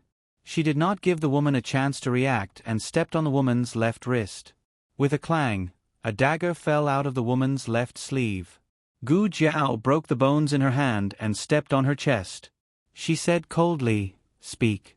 Who sent you?" The woman was not old. She was not even 20 years old. She looked weak, but she was a martial artist. Otherwise, she would not be fine after falling from the second floor. Of course, she was now. The bones in her left hand were broken and her ribs were showing signs of breaking as well. Gu Jiao looked down at her. "My patience is limited. You better tell me immediately." The woman gritted her teeth and did not speak. "Very well." Gu Jiao moved her fingertips and a blade slid between her fingers. There was no pity or hesitation in Gu Jiao's eyes. She was really going to end her. The woman was scared out of her wits. Just as she was about to speak, A shout came from the other end of the alley. "Who is it? Stop!" It was the old Marquis passing by. The old Marquis walked down from the carriage and came to Gu Jiao and the woman. He had not paid attention to Gu Jiao when he was near the nunnery, so he did not recognize her as the little girl who had appeared beside Grand Concubine Jing. Gu Jiao, however, recognized him. It was the old man who had caused Grand Concubine Jing to lose her mind. "What are you doing?" the old Marquis asked sternly. "How can a girl bully a woman on the street?" "No." Xiao Sanzi hurried to explain. "There's something wrong with her." "What's wrong with her?" The old Marquis shot him a cold glare. Xiao Sanzi was just an ordinary manservant. How could he withstand the aura of an experienced veteran? He choked on the spot. Seeing that help had arrived, the woman cried out, "My lord, save me! Please save me! I didn't do anything, and she suddenly charged at me like this. I don't even know what I did to offend her." You took the knife. You threw the knife. You almost stabbed us to death." Even though Xiao Sanzi was a coward, he still mustered the last of his courage. No. If you don't believe me, look." Xiao Sanzi pointed at the kitchen knife on the carriage seat with trembling hands. The knife had sunk an inch into the carriage seat. If it had cut a person's head, it would have split it open. The old Marquis's eyes darkened. The woman quickly said, "I didn't do it. I don't know anything. Master, you have to believe me. The authorities will investigate whether you did it or not." With that, the old Marquis turned to Gu Jiao. "Even if you suspect her, you can't beat her up. You should hand her over to the authorities." Gu Jiao was annoyed and ignored the old Marquis. "I'll give you one last chance. Are you going to tell me or not?" The woman was fearless. "I won't." Swish. Gu Jiao's knife flew past her cheek and cut off a lock of her hair. Cold sweat broke out on the woman's forehead. The old Marquis was furious. How could this girl be so stubborn? The old Marquis took a step forward. Gu Jiao said mildly, "Old man, I advise you to step aside." Old man. It was true that the old Marquis was old, but he was still young. Who dared to humiliate him like this? Gu Jiao was annoyed that this guy interrupted her. Otherwise, she would have asked the person behind the scenes. As for handing her over to the authorities, how many people in the authorities could catch her if she had the guts to do such a thing? She would probably be taken away before she could be interrogated. Gu Jiao didn't want to fight with him because he was an old man. But she couldn't stop the old Marquis from trying to stop her. "Pull her away," the old Marquis ordered, and an accompanying guard rushed forward. Gu Jiao lifted her foot and kicked the dagger on the ground. The handle of the dagger hit the guard's chest and he fell to the ground. The old Marquis couldn't believe it and flew into a rage out of humiliation. He pulled out the whip from his waist and lashed at Gu Jiao. Gu Jiao grabbed the woman on the ground to block the whip. Crack! The whip struck the woman's body. "Ah!" The woman screamed. The old Marquis was so angry that smoke came out of his head. He found the right angle and lashed the whip again. Crack! The whip hit the woman again. "This woman has gone crazy. Can't you be a little more accurate? Why do you always whip me?" The woman had wronged the old Marquis. It wasn't that the old Marquis wasn't accurate enough, but that Gu Jiao was too cunning. The old Marquis simply grabbed the woman's arm and took her away from Gu Jiao. After putting the woman aside, the old Marquis' third whip hit Gu Jiao mercilessly. Gu Jiao dodged to the side and stuck to the wall like a small octopus. He thought that the whip would miss, but it didn't. The moment Gu Jiao dodged, a man in brocade walked into the alley. The old Marquis wanted to take back the whip, but it was too late. This man was none other than the famous Marquis Xian Ping. Marquis Xian Ping trembled. Shit! Marquis Xian Ping didn't expect that a whip would come out of the corner. He immediately dodged.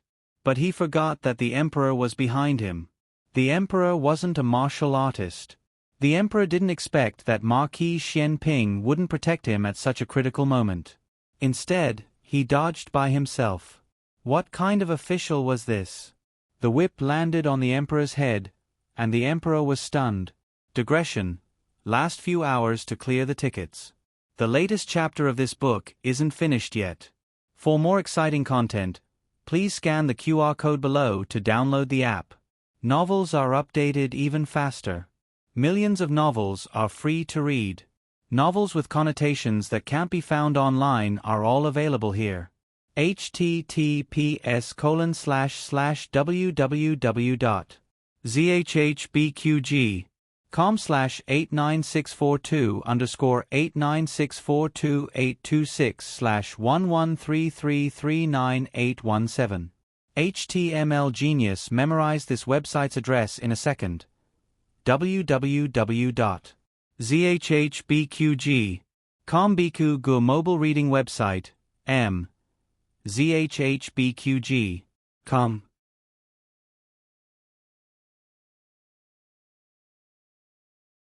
Chapter 226. The latest chapter of this book is not finished yet. For more exciting content, please scan the QR code below to download the app. Novels are updated at a faster rate. Millions of novels are free to read. Novels with connotations that can't be found online are all available here. The emperor had a period of unbearable memories in his early years. His birth mother was a palace maid. Although she was raised by imperial concubine Jing, she wasn't much of a favored mistress.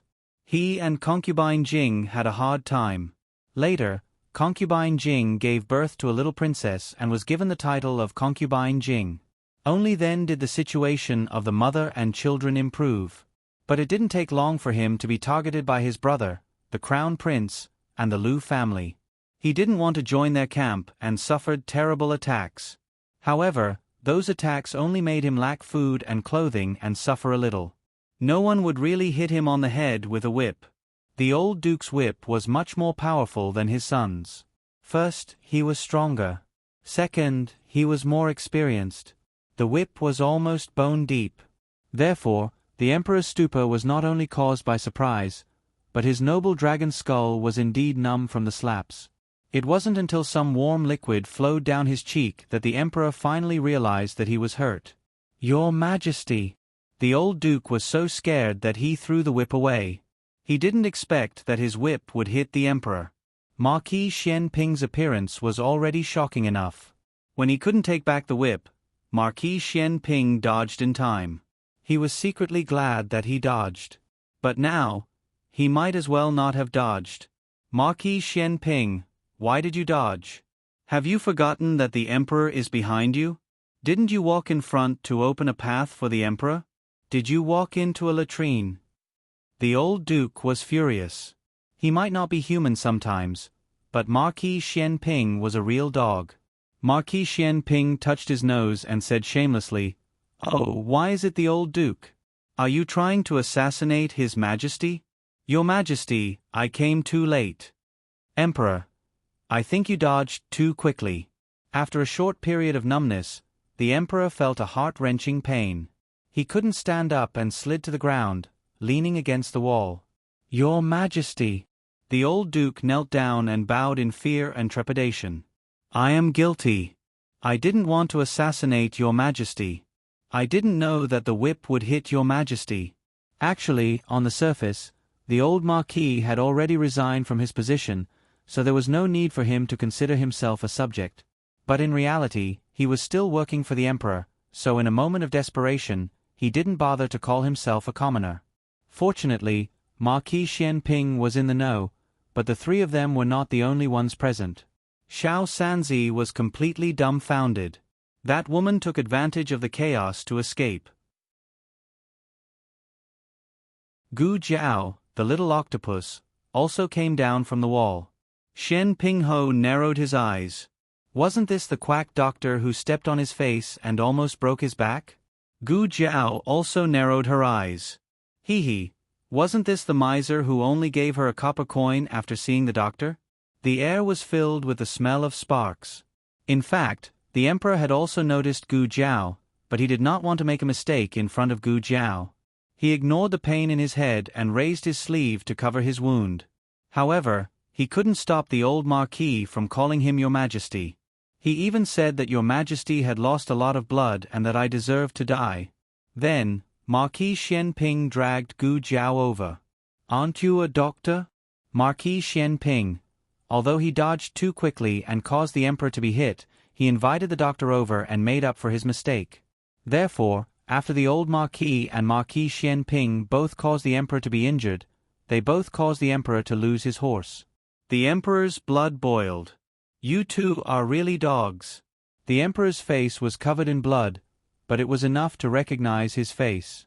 Gu Jiao squatted down and said, Official Chu? What official Chu? This is His Majesty. The old Marquis didn't know that Qin Chuyu had hidden his identity to go to the Directorate of Education. Gu Jiao raised her eyebrows. Oh, so you are the emperor. So Chuyu is a prince. The emperor. Oh no, my son also lost his horse. The old Marquis. Why do I feel like something is wrong? Gu Jiao went to see concubine Jing today and happened to bring her medicine box. She asked Xiao Sanzi to fetch her medicine box from the carriage. Xiao Sanzi was so shocked that he couldn't speak. He quickly got into the carriage and handed the medicine box to Gu Jiao. The old Marquis didn't remember that he wanted to kidnap Gu Jiao and bring her to the officials. He said to the emperor, The ground is cold. Your Majesty, let's go to the carriage. The light is good here. Gu Jiao refused him. Before the old Marquis could say that he was talking to the emperor and that a little doctor shouldn't interrupt, Gu Jiao said to the emperor, Take your hand away. It was an order. The emperor obediently removed his hand from the wound, looking a little wronged. The old Marquis wondered if he was blind. You two are blocking the light, Gu Jiao said to the old Marquis and Marquis Xianping. Marquis Xianping was so shameless that he didn't get angry at being ordered around by a little doctor. He elegantly moved to the side. The old Marquis wasn't happy with Gu Jiao's tone. He felt that this little doctor was the one who abused the law and had no regard for anyone else. The emperor looked at the old Marquis coldly. Yes. The old Marquis also stepped back a few feet. Gu Jiao dipped a cotton ball in saline and began to clean the blood on the emperor's face and head. The emperor wasn't bad looking, but he still paled in comparison to Marquis Xianping. But Marquis Xianping was so stingy. Gu Jiao decided that she wouldn't kowtow to him no matter how good-looking he was. Hiss! The whip wasn't light, and it tore open the emperor's flesh. The emperor was in so much pain that he twitched. The old Marquis knew that he was in the wrong, so he didn't dare to get up. Marquis Xianping also felt a little guilty. Forget it, the emperor was sitting, and he couldn't stand for the emperor to look up at him. So he came to the old Marquis's side. The old Marquis thought that he was going to kneel down and beg for forgiveness, so he kindly moved to the side to make some space for him. However, he saw Marquis Xianping squatting down and drawing circles on the ground out of boredom. The old Marquis was speechless. Gu Jiao looked at the wound on his head and said, You need stitches. I'll shave your head first, and then give you some anesthetic. Shave my head? Stitches? The emperor didn't feel good. When Gu Jiao took out the blade, the emperor's body began to visibly become uneasy. When she took out an anesthetic needle, the emperor almost fainted. She pricked him with the needle. The emperor bit his sleeve. Wu Gu Jiao, this familiar voice and small action. The emperor completely lost his horse. Gu Jiao quietly finished stitching up the emperor's wound. She wrapped a bandage and gauze around the emperor's head. Pay attention to the hygiene of the wound. Come to the clinic tomorrow to change the dressing. After that, Gu Jiao packed up the small medicine box and medical supplies, and reached out to the emperor. The consultation fee. She said. Why would the emperor bring money with him when he went out? In the past, he besieged the palace and used his own pocket. Unfortunately, he didn't bring eunuch Wei out today. The emperor turned his gaze to Marquis Xianping, who was squatting and drawing circles on the ground. He said coldly, Marquis Xianping. Your Majesty, you call me? Marquis Xianping was not embarrassed at all when he was caught drawing circles. He rarely felt embarrassed. In this regard, Gu Jiao and he were the same. Marquis Xianping stood up and walked to the emperor's side. He squatted down on one knee.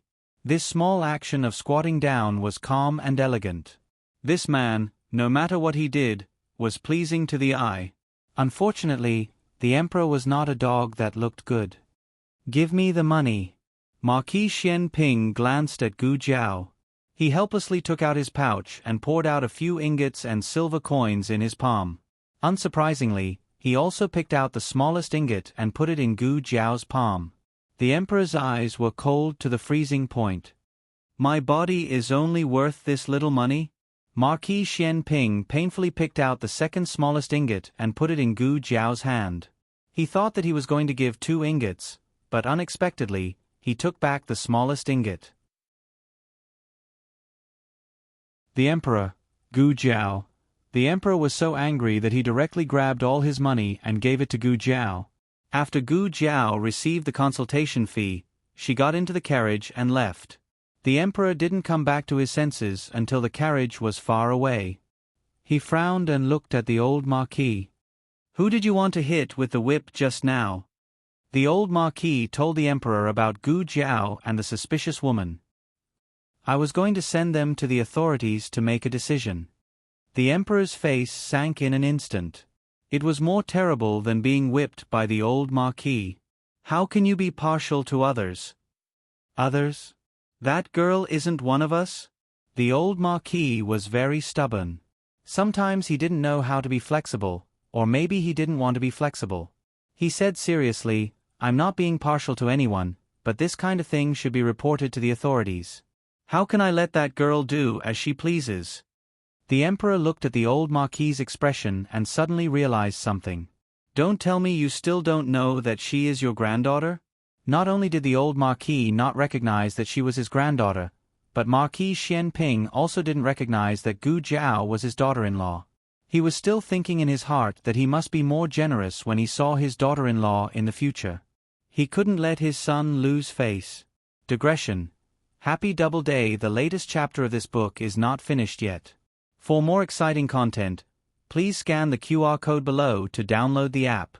Novels are updated faster. Millions of novels are free to read. Novels with connotations that can't be found on the internet are all available here. https://www.zhbqg.com/89642_826/113312323. HTML Genius. Remember the website address in a second. www.zhbqg.com. Biku Gu mobile reading website. zhbqg.com.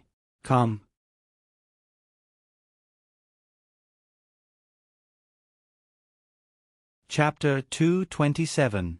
The latest chapter of this book is not finished yet.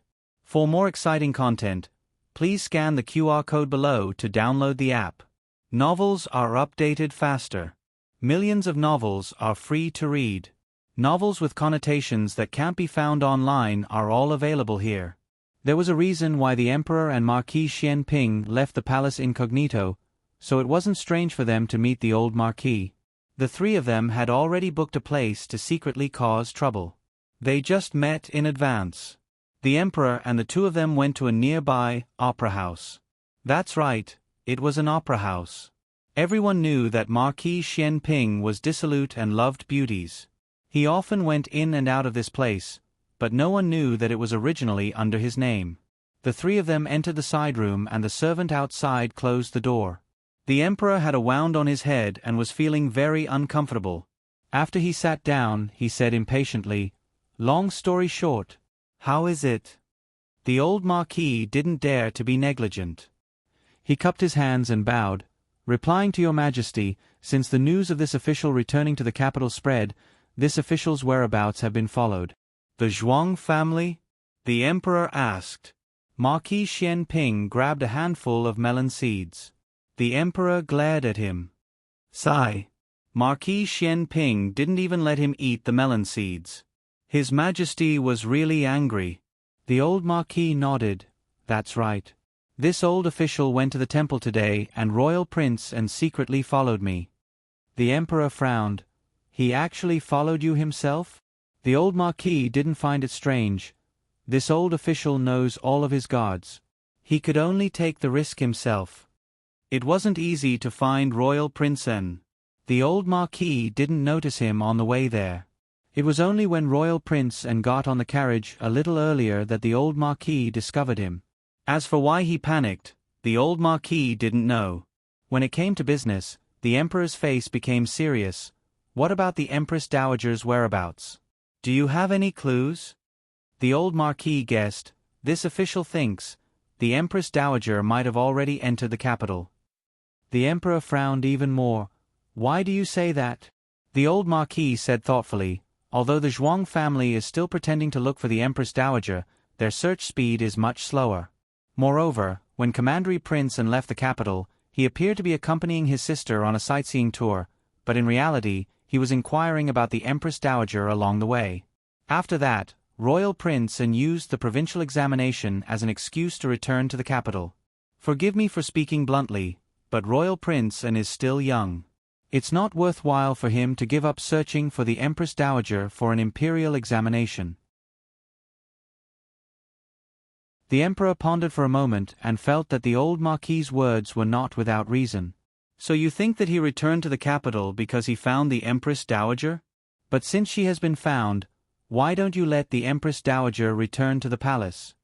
When the Empress Dowager returned to the capital, she should be more afraid of the Emperor's side. The Zhuang family held a heavenly card in their hands but didn't play it. What kind of trick was this? The old Marquis pondered and said, This subject is also puzzled after much thought. Perhaps, the Empress Dowager's leprosy hasn't been cured, so they are secretly treating the Empress Dowager? An Empress Dowager with leprosy would be despised and rejected by others. When Empress Dowager Zhuang contracted leprosy, they all thought that the opportunity to overthrow Empress Dowager Zhuang had come. But who would have thought that the Empress Dowager had escaped by herself? If they dared to say that Empress Dowager Zhuang had secretly left the palace, Imperial Tutor Zhuang would dare to question them in public whether or not they had plotted against Empress Dowager Zhuang. They didn't dare to win or lose, so they could only use a roundabout strategy.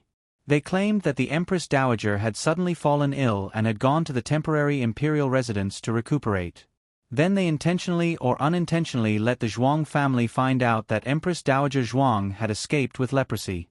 The Zhuang family also feared that this illness would ruin the Empress Dowager's reputation, so they held back and secretly searched for the Empress Dowager.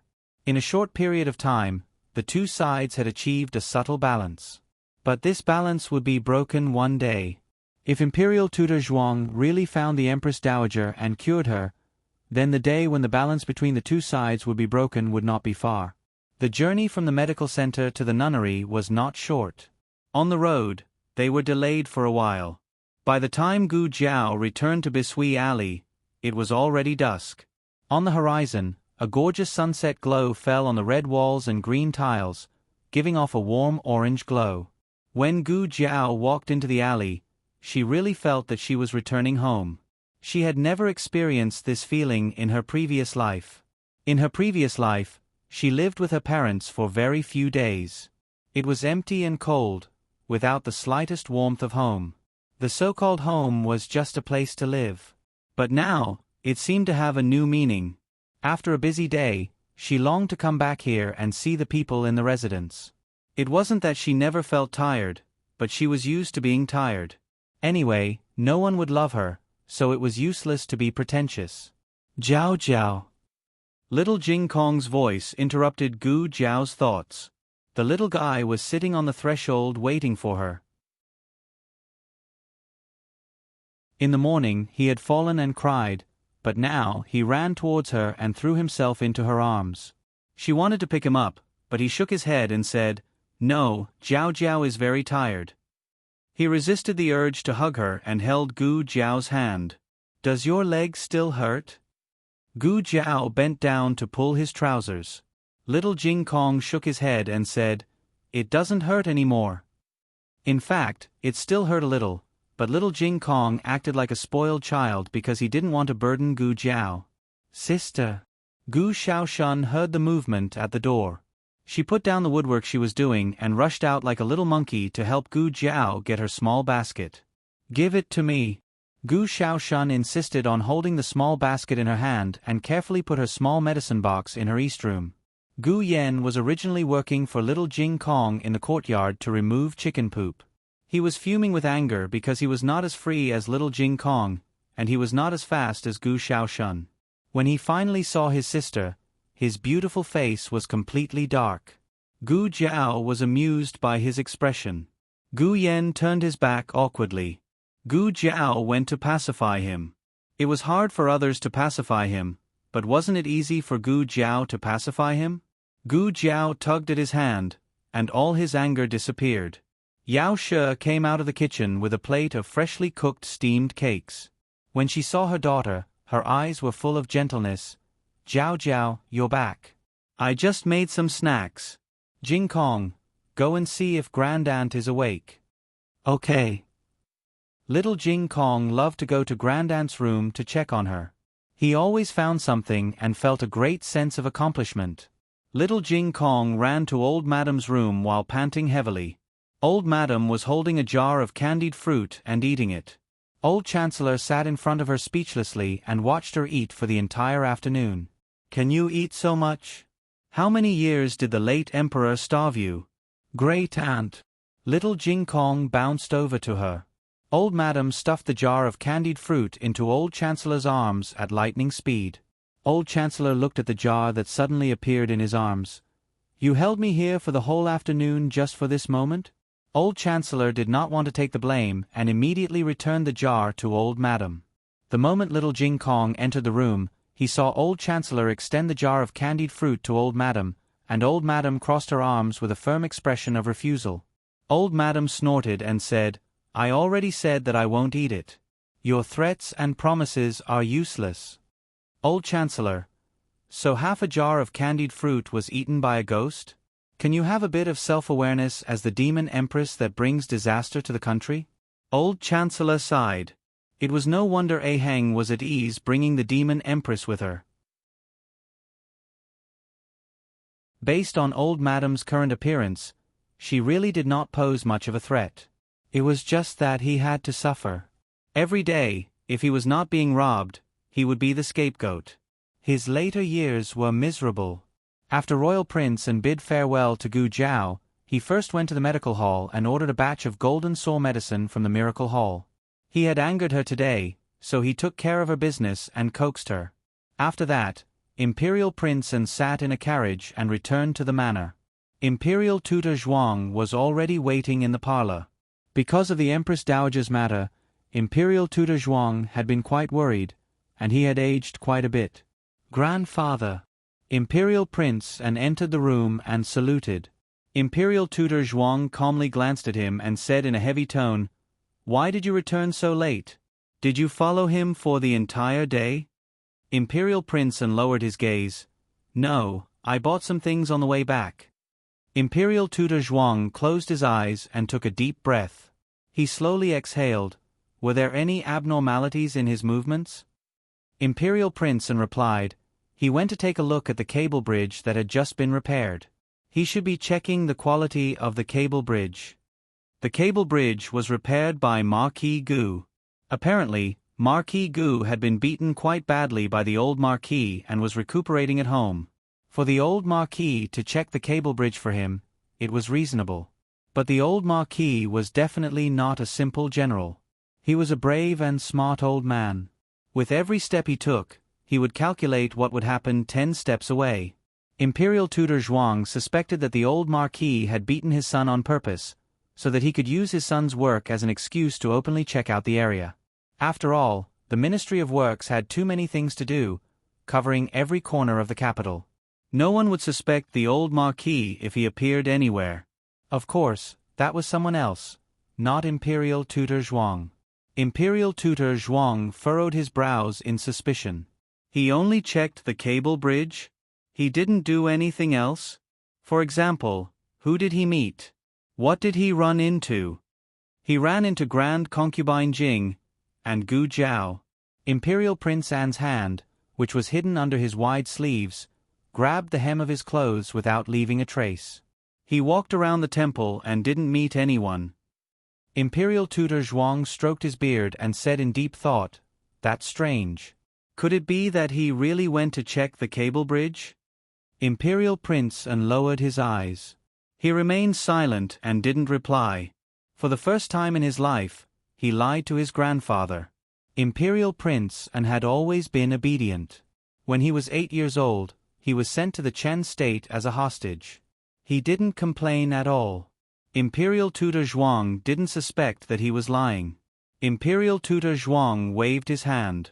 "You can leave. Old Marquis Gu is very vigilant. You might have been discovered by him today. Don't go next time. I'll find someone else." "Yes." Imperial Prince An bowed and walked out of the parlor. "Brother." When he passed by the Chuehua gate, Zhuang Yueshi suddenly walked out from behind the tree. Imperial Prince An looked at her and then at the parlor. He asked, "Why are you here?" Zhuang Yueshi's beautiful eyes were all on him. "I'm waiting for brother. I'm tired. I'll go back to the yard first," Imperial Prince An said in exhaustion. Then, he brushed past Zhuang Yueshi. Zhuang Yueshi's eyes followed him. She stepped forward and asked, "Brother, why didn't you tell the truth?" Imperial Prince An paused and looked back at her vigilantly. Zhuang Yueshi felt wronged and confused. Brother clearly saw the old Marquis and... "Shut up." Imperial Prince An didn't stop Zhuang Yueshi. Zhuang Yueshi was stunned.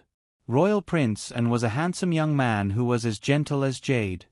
He had an innate gentleness and upbringing in him. He rarely spoke so harshly. "Did you follow me?" His eyes were cold. This Imperial Prince An was no doubt unfamiliar. But in fact, this was the real him. He was the one who survived the countless schemes of the Chen state. "I didn't." Zhuang Yueshi was frightened by this Imperial Prince An. She shook her head hurriedly. "There's no class in the girls' school today. Meng Dai asked me to pray. If you don't believe me, you can ask her. She saw it too." She didn't. Zhuang Meng Dai was an idiot. She only cared about praying and eating vegetarian food.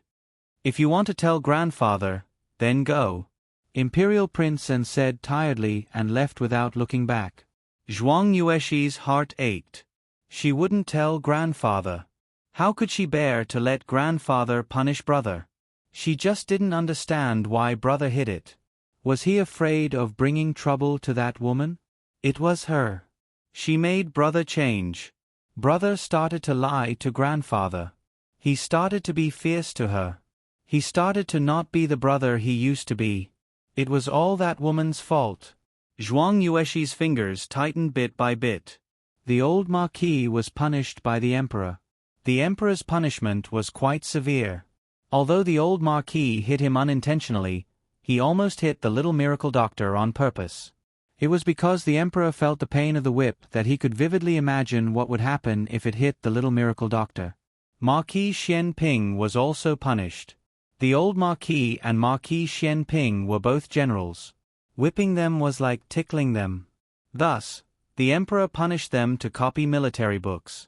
Punishing generals to copy books was the same as punishing civil officials to be caned. Both were painful. The old Marquis knelt in the side hall of the throne room. Looking at the table full of military books and brushes, he felt a headache coming on. Marquis Xian Ping casually threw the brush on the table. "Copy Gooden. Go find your son." Digression. Looking for a guaranteed monthly ticket. The latest chapter of this book is not finished yet. For more exciting content, please scan the QR code below to download the app. Novels are updated faster. Millions of novels are free to read. Novels with connotations that can't be found online are all available here. https://www.zhhbqg com/89642_826/113308359. HTML Genius remembers this site's address in a second. www.zhhbqg.com Biku Gur mobile reading website. zhhbqg.com.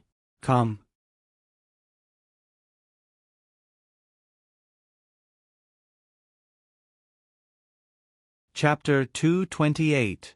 The newest chapter of this book is not finished yet.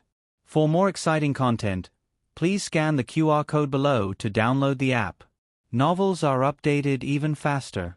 Millions of novels are free to read. Novels with content that cannot be found online are available here. As the old Marquis was in so much pain from copying military books that he wished he was dead, he saw Marquis Xian Ping stand up, wave his wide sleeves, and leisurely walk out. The old Marquis was speechless. Marquis Xian Ping walked out of the palace with familiarity. He called Chong Jing and sat on the carriage to the Imperial College. Because the court examination was approaching, the Imperial College had more classes. Xiao Lulang often left school when it was dark. This time was just right, not too early or too late. Marquis Xian Ping waited outside the Imperial College for 2 hours before Xiao Lulang arrived. The uniform of the Imperial College was white with blue borders. The sleeves were wide, and the sleeves, lapels, and waistline were all lined with indigo blue silk. The waist was tight, and it was restrained and courteous. It was elegant and handsome. As long as one was not ugly, one could wear this uniform well. However, among the sea of white-robed Imperial College students, there was a figure with a walking stick that was particularly eye-catching. He was tall, slender, and had a jade-like complexion. The myriad of lights behind him reflected the clean and pure color of the youth. However, the walking stick that he used to support himself with somewhat destroyed this beauty. Marquis Xian Ping's gaze fell on his lame leg, and his handsome brows furrowed. But it was only for an instant, and his expression was normal as he got off the carriage. His carriage did not stop in front of the Imperial College, but under the large tree to the side. Xiao Lulang walked and walked.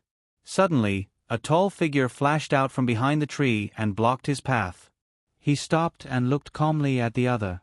The youth was already the height of a grown man. He was no longer looking up, but almost at the same level. However, his figure was much thinner. Marquis Xian Ping had practiced martial arts for many years, and his back was as strong as a bear's waist. Xiao Liulong's eyes did not have any warmth, surprise, or any other emotion. He just looked coldly, as if he was looking at a completely unrelated stranger.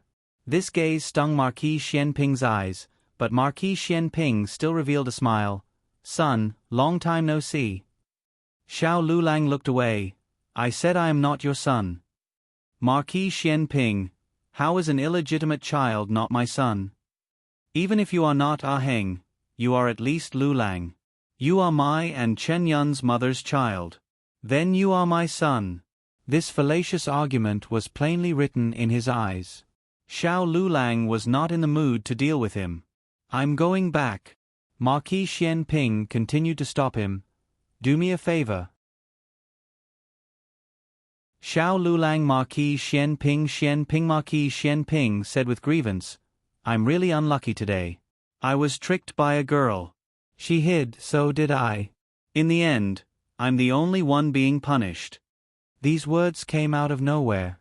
Xiao Lulang did not understand, nor did he want to understand. Marquis Xian Ping sighed. "His Majesty punished me to copy military books. You know that I would rather be flogged and whipped than write. This is asking for my life." The image of Gu Jiao frantically practicing her handwriting flashed across Xiao Liulong's mind. Before Marquis Xian Ping could chase after his son, his mind had already wandered off. He continued to speak in an aggrieved manner. "In the past, it was always you who helped me copy. This time, you should also help me copy. Old monkey doesn't have anyone to help him. Who asked his son to be so useless? My son is the best." Marquis Xian Ping's mouth was usually used to choke people. Normally, he wouldn't say anything nice. He was only like this because he wanted to coax his son. All of Marquis Xian Ping's self-restraint seemed to have been used on this youth. But the youth didn't appreciate it. Xiao Lulang raised his eyes and stared at him. His eyes were cold. How many times do I have to say it's okay? I am not your son. Your son was burned to death in the fire 4 years ago. He didn't dare to shout in the fire and waited in despair for someone to save him. In the end, he could only watch as he was swallowed by the sea of fire. He is dead. Xiao Ji, your son is dead. Xiao Ji, your son is dead. These words were like a sharp knife that suddenly stabbed into Marquis Xian Ping's heart. Xiao Lulang resolutely left. Marquis Xian Ping's body was trembling slightly. He raised his hand to cover his heart. Fuck. It really fucking hurts. Xiao Lulang returned to Jade Water Alley with a cold body. The moment he entered the room, he restrained the anger in his heart and walked into the courtyard. At this time, everyone in the family had gone to bed. As expected, there was still a lamp left for him in the central room. He walked in with light steps. Gu Jiao was lying on the square table in the central room and had fallen asleep. The light shone on her face and brows, making her look gentle. But it wasn't the same coldness as before. Her brows were slightly knitted, as if she wasn't feeling well in her sleep. Xiao Lulang hesitated for a moment. He raised his hand and gently touched her forehead. It wasn't hot. He took his hand back. His movements were already very light, but Gu Jiao still woke up. She looked at him in a daze. You're back.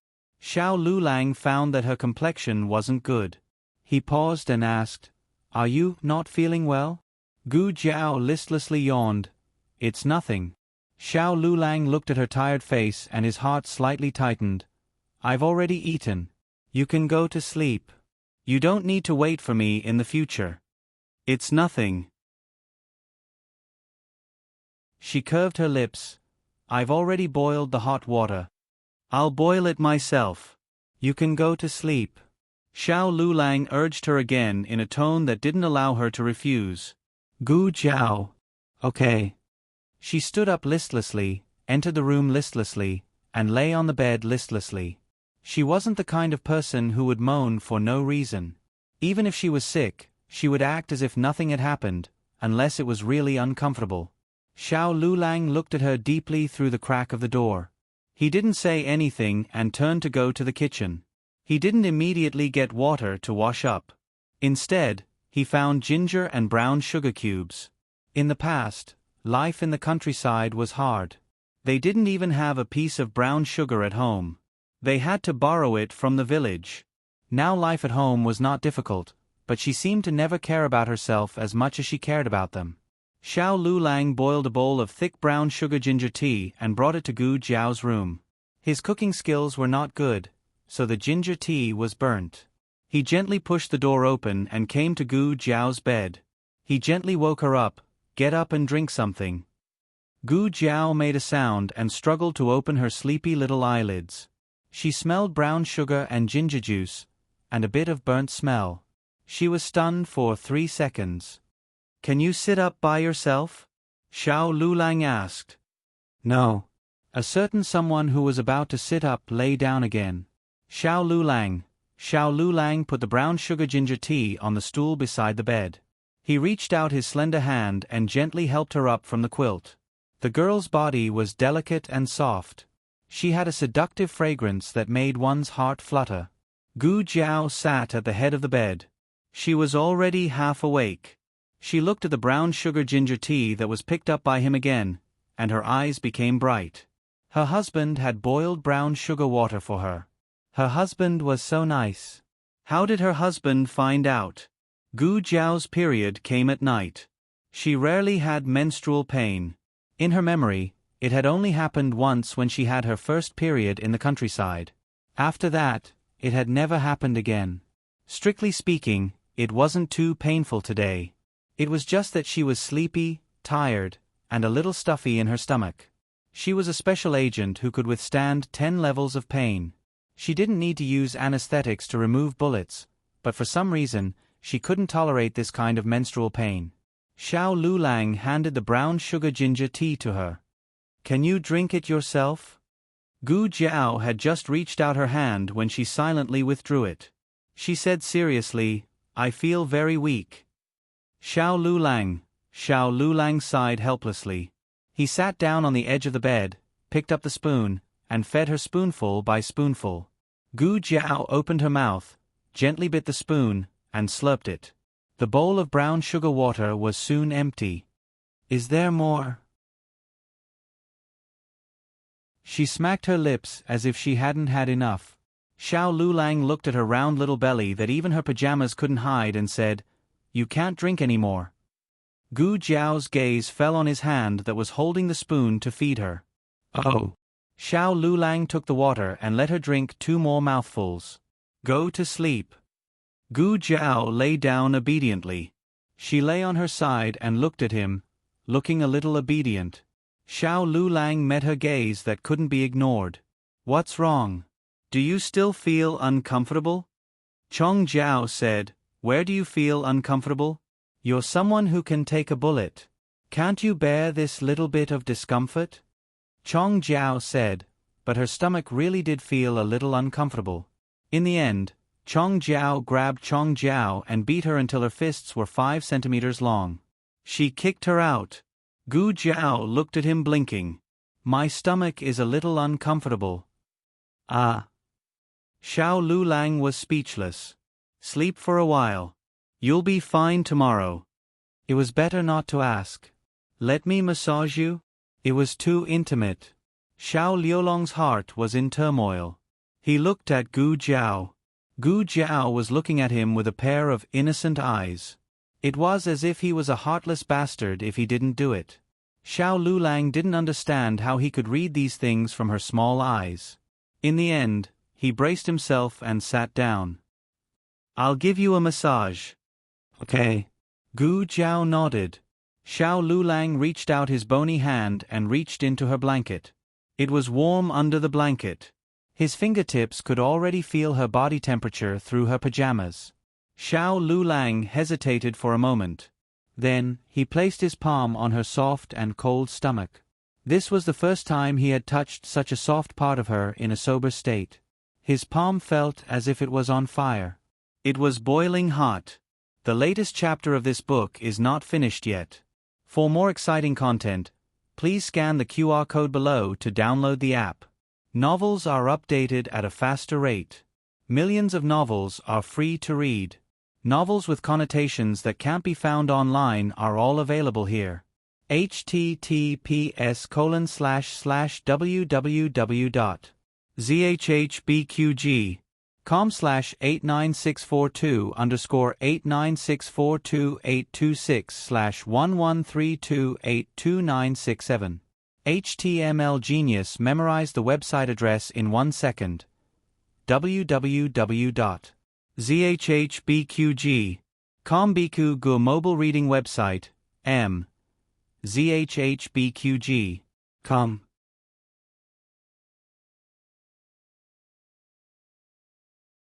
Chapter 229.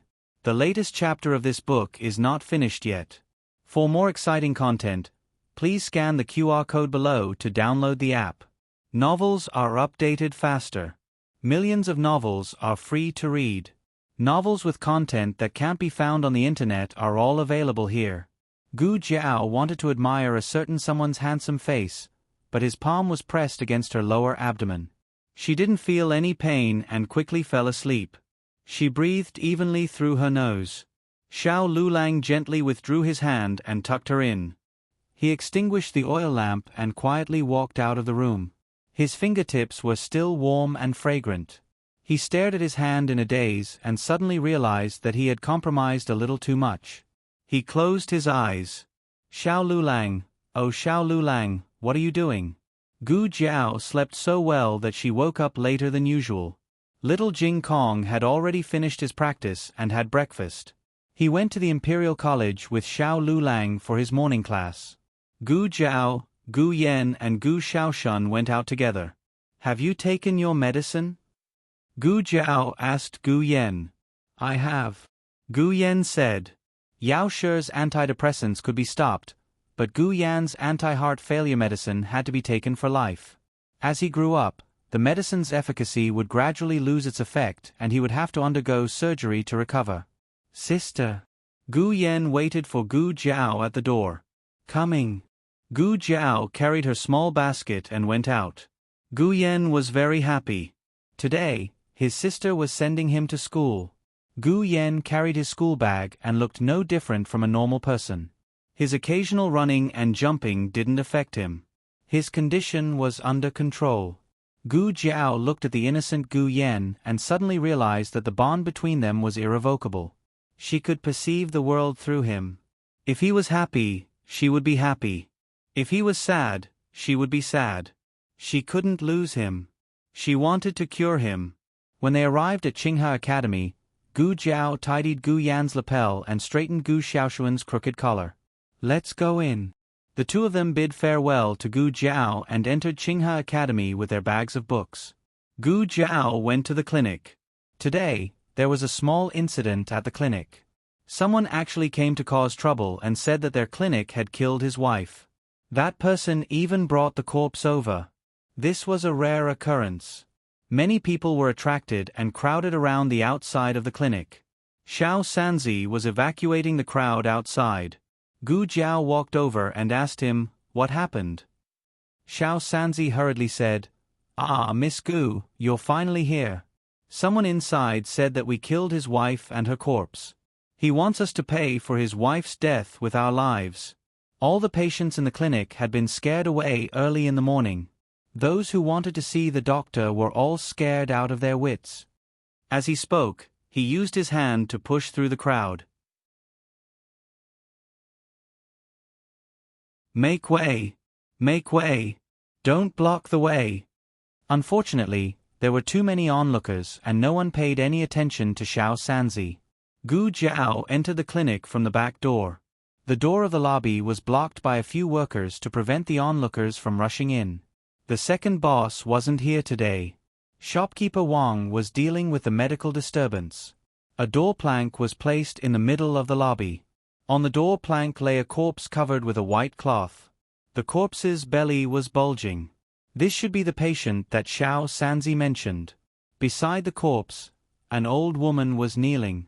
She grabbed the woman's hand and sobbed, "My flower! How could you die at such a young age?" In addition to the two of them, there were also a few commoners. One of them was the dead woman's husband. He was fat and strong and looked fierce. The people around him were either his friends or his subordinates. In short, they were all aggressive. A life for a life.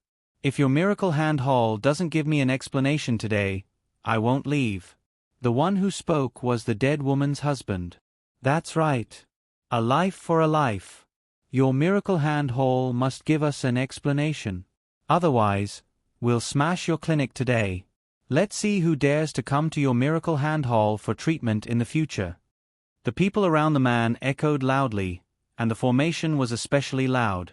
Shopkeeper Wang was an experienced shopkeeper. Previously, when he was in the county town, there were many medical disturbances. One of them had even resulted in a death. He didn't immediately panic. He knew that once he panicked, the doctors and medicine boys in the clinic would all be in a mess. He composed himself and said to the man, "This strong man, if you have something to say, we can talk." "Talk what?" The man rudely interrupted Shopkeeper Wang. "I'm warning you, my wife has been killed by your treatment. This matter isn't over. You said that it was our miracle hand haul that killed her. Do you have any evidence?" Gu Jiao calmly walked over. Her voice wasn't loud, but for some reason, everyone present slightly paused and couldn't help looking at her. Shopkeeper Wang seemed to have suddenly found his backbone and was relieved. "Miss Gu, you're finally here." Gu Jiao wasn't very old, but she was calmer than Shopkeeper Wang when faced with a group of fiendish men. The man couldn't help but look at Gu Jiao. In the end, she was only a 14 or 15-year-old little girl. After a short moment of shock, the man no longer paid any attention to Gu Jiao. "Who are you?" he asked. "This is the owner of our miracle hand haul." Shopkeeper Wang straightened his back and said, "Owner? A little girl? The man obviously didn't think that Gu Jiao had become the owner of the clinic based on her own abilities. Most likely, she was the daughter of the owner and had inherited her father's business. Thinking of this, the man no longer paid any attention to Gu Jiao. Evidence. Gu Jiao repeated. The man sneered and pulled out a prescription from his chest. You want evidence? Good. My wife came here 7 days ago for treatment. This is the prescription that you gave her. It's written in black and white and it's even stamped with your miracle hand-haul seal. If you don't believe me, let everyone take a look. As he spoke, he showed the prescription to the people outside the clinic. The people couldn't understand what was written on the prescription, but they could tell that there was a seal on it. The man finally walked in front of Gu Jiao and shopkeeper Wang. Your miracle hand-haul can't possibly not recognize the prescription that you've given out, right? Shopkeeper Wang took the prescription over. The man wasn't afraid that he would tear up the evidence. With so many people watching, tearing it up would mean that he had a guilty conscience and admitted to it. After shopkeeper Wang finished looking at it, his expression changed slightly. He whispered, Miss Gu, this is indeed the prescription that was given out by our clinic. Who gave it? Gu Jiao asked. Shopkeeper Wang looked at the signature under the seal and said, Dr. Song. Gu Jiao took the prescription. 1 qian of Chinese Angelica, half a qian of black mustard, 4 qian of Ligusticum chuanqiong, 1 qian of distillate silk, 3 slices of old raw ginger. This was the prescription of the 13 guardians. It was specially given to pregnant women to protect their babies. Other clinics could also give out this prescription, but this prescription really looked like Dr. Song's handwriting. It also had the seal of the clinic, so it shouldn't be fake. Call Dr. Song over. Gu Jiao said. Dr. Song was in the back courtyard changing Zhang Shi's dressing. When he heard shopkeeper Wang calling him, he asked, Is it urgent? It's a bit urgent. Is it urgent here? Shopkeeper Wang asked. Zhang Shi could already speak. He said to Dr. Song, You go busy yourself first. Come back later to change my dressing. Okay, then I'll wrap the gauze first. Don't move. Dr. Song took care of Zhang Shi and went to the lobby with shopkeeper Wang. Dr. Song looked at the lobby and the situation at the door. He was a bit confused. It's a medical dispute. Shopkeeper Wang explained. Dr. Song has never experienced a medical dispute, but he has a calm temperament. He came to Gu Jiao's side and said, Miss Gu.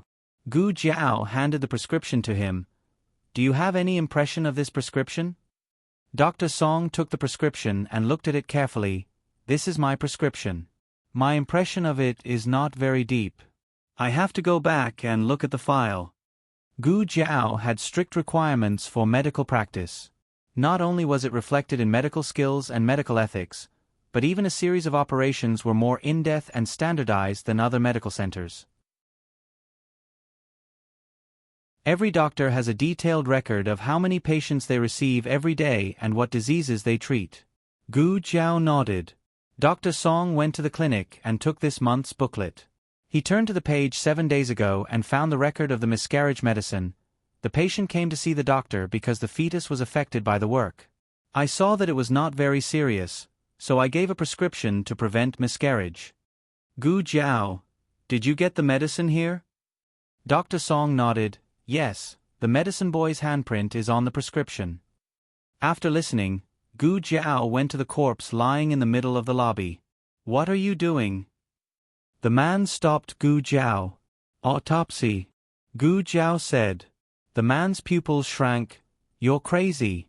You're not allowed to touch my wife's corpse. Gu Jiao ignored him. She squatted down and lifted the white cloth. It was a woman around 30 years old. Gu Jiao stood up and looked at the man lightly. Report it to the authorities. These words were said to shopkeeper Wang. The man was startled and said fiercely, what did you say? Gu Jiao fearlessly looked at his angry eyes. I said, report it to the authorities. Yes. Shopkeeper Wang believed in Gu Jiao, so he went out without saying anything. Stop him for me. The man ordered. Several of his companions rushed over and stopped shopkeeper Wang. The man pointed at Gu Jiao's nose and said, "Why are you reporting it to the authorities? Are you colluding with the officials and trying to bite us in the back? I have already seen through your black-hearted medical center's tricks. The lives of common people are worthless. You're a family of bandits. You're simply trying to take our lives." When the man finished speaking, he was so emotional that he began to cry. The common people pointed at him and stood on the man's side. Gu Jiao did not panic and said, "Good, you said that she is a patient of our medical center. Then tell me, who is she? How old is she this year? Who accompanied her here?" The man roared, "She is my wife. Can't you see how old she is?" Gu Jiao calmly said, "What is your wife's surname and name?" The man seemed to be getting more and more impatient with Gu Jiao's questions, so he roared, "Her surname is Wu, her name is Wu Jinhua." Gu Jiao raised the booklet in her hand. "But it's clearly written here that the patient is a 21-year-old pregnant woman surnamed Yang. And the deceased. She is at least 30 years old." The man choked on the spot. The onlookers didn't expect things to turn around like this. They couldn't help but look at the man with suspicion. The man's eyes flashed and shouted, "You just casually took a booklet and said that it was the record of that day. Who knows if you wrote it on the spot?" Dr. Song busily said, "The medical book is recorded according to the day. When a page is full, it will continue to the next page. Even if I wanted to write on the spot, I have no place to write. What's more, I only went in for a short while. How can I write such a long paragraph?" Dr. Song showed the medical book to the onlookers. The entire page recorded the patient's identity, age, symptoms, time of treatment, diagnosis, and prescription. There were no less than 300 words. It wasn't something that could be written in the blink of an eye. What's more, if it was just written, the ink wouldn't be dry. The man stubbornly said, Then it's possible that you wrote it wrong." Gu Jiao nodded, "That's completely reasonable. That's why I said to report it to the authorities. Let the authorities find the patient based on the records. That should be able to clear our name." Hearing that Gu Jiao was going to ask for a witness, it was obvious who was the one lying. The onlookers were a little disappointed. After waiting for so long, they thought that they would be able to eat a big melon from the Miracle Hands Hall. But it turned out that there was nothing. When the man saw that he had been exposed, he turned around and ran. Gu Jiao didn't give him a chance to escape. In a few moves, she beat him to the ground. The remaining few were also successfully captured. Finally, Gu Jiao looked at the corpse lying on the ground. "If you don't get up, are you waiting to be buried alive?" The corpse bounced up and down. Damn! Everyone was so shocked that they fell backwards. Even the corpse was fake.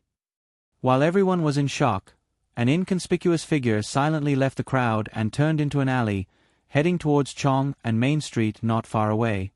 What did you say? How could they resolve such a huge medical dispute so easily? In Huichun Hall, a man stood up from his chair in shock. This man was none other than shopkeeper He, who had tried to treat Gu Yan's illness at the hot spring villa. Shopkeeper He was the confidant of the younger half-brother of the second boss. He had always worked hard for Huichun Hall. Yes, this little one was also very surprised. When that group of people appeared, this little one could tell that this wasn't a simple matter. Usually, in this kind of situation, they would come to extort money.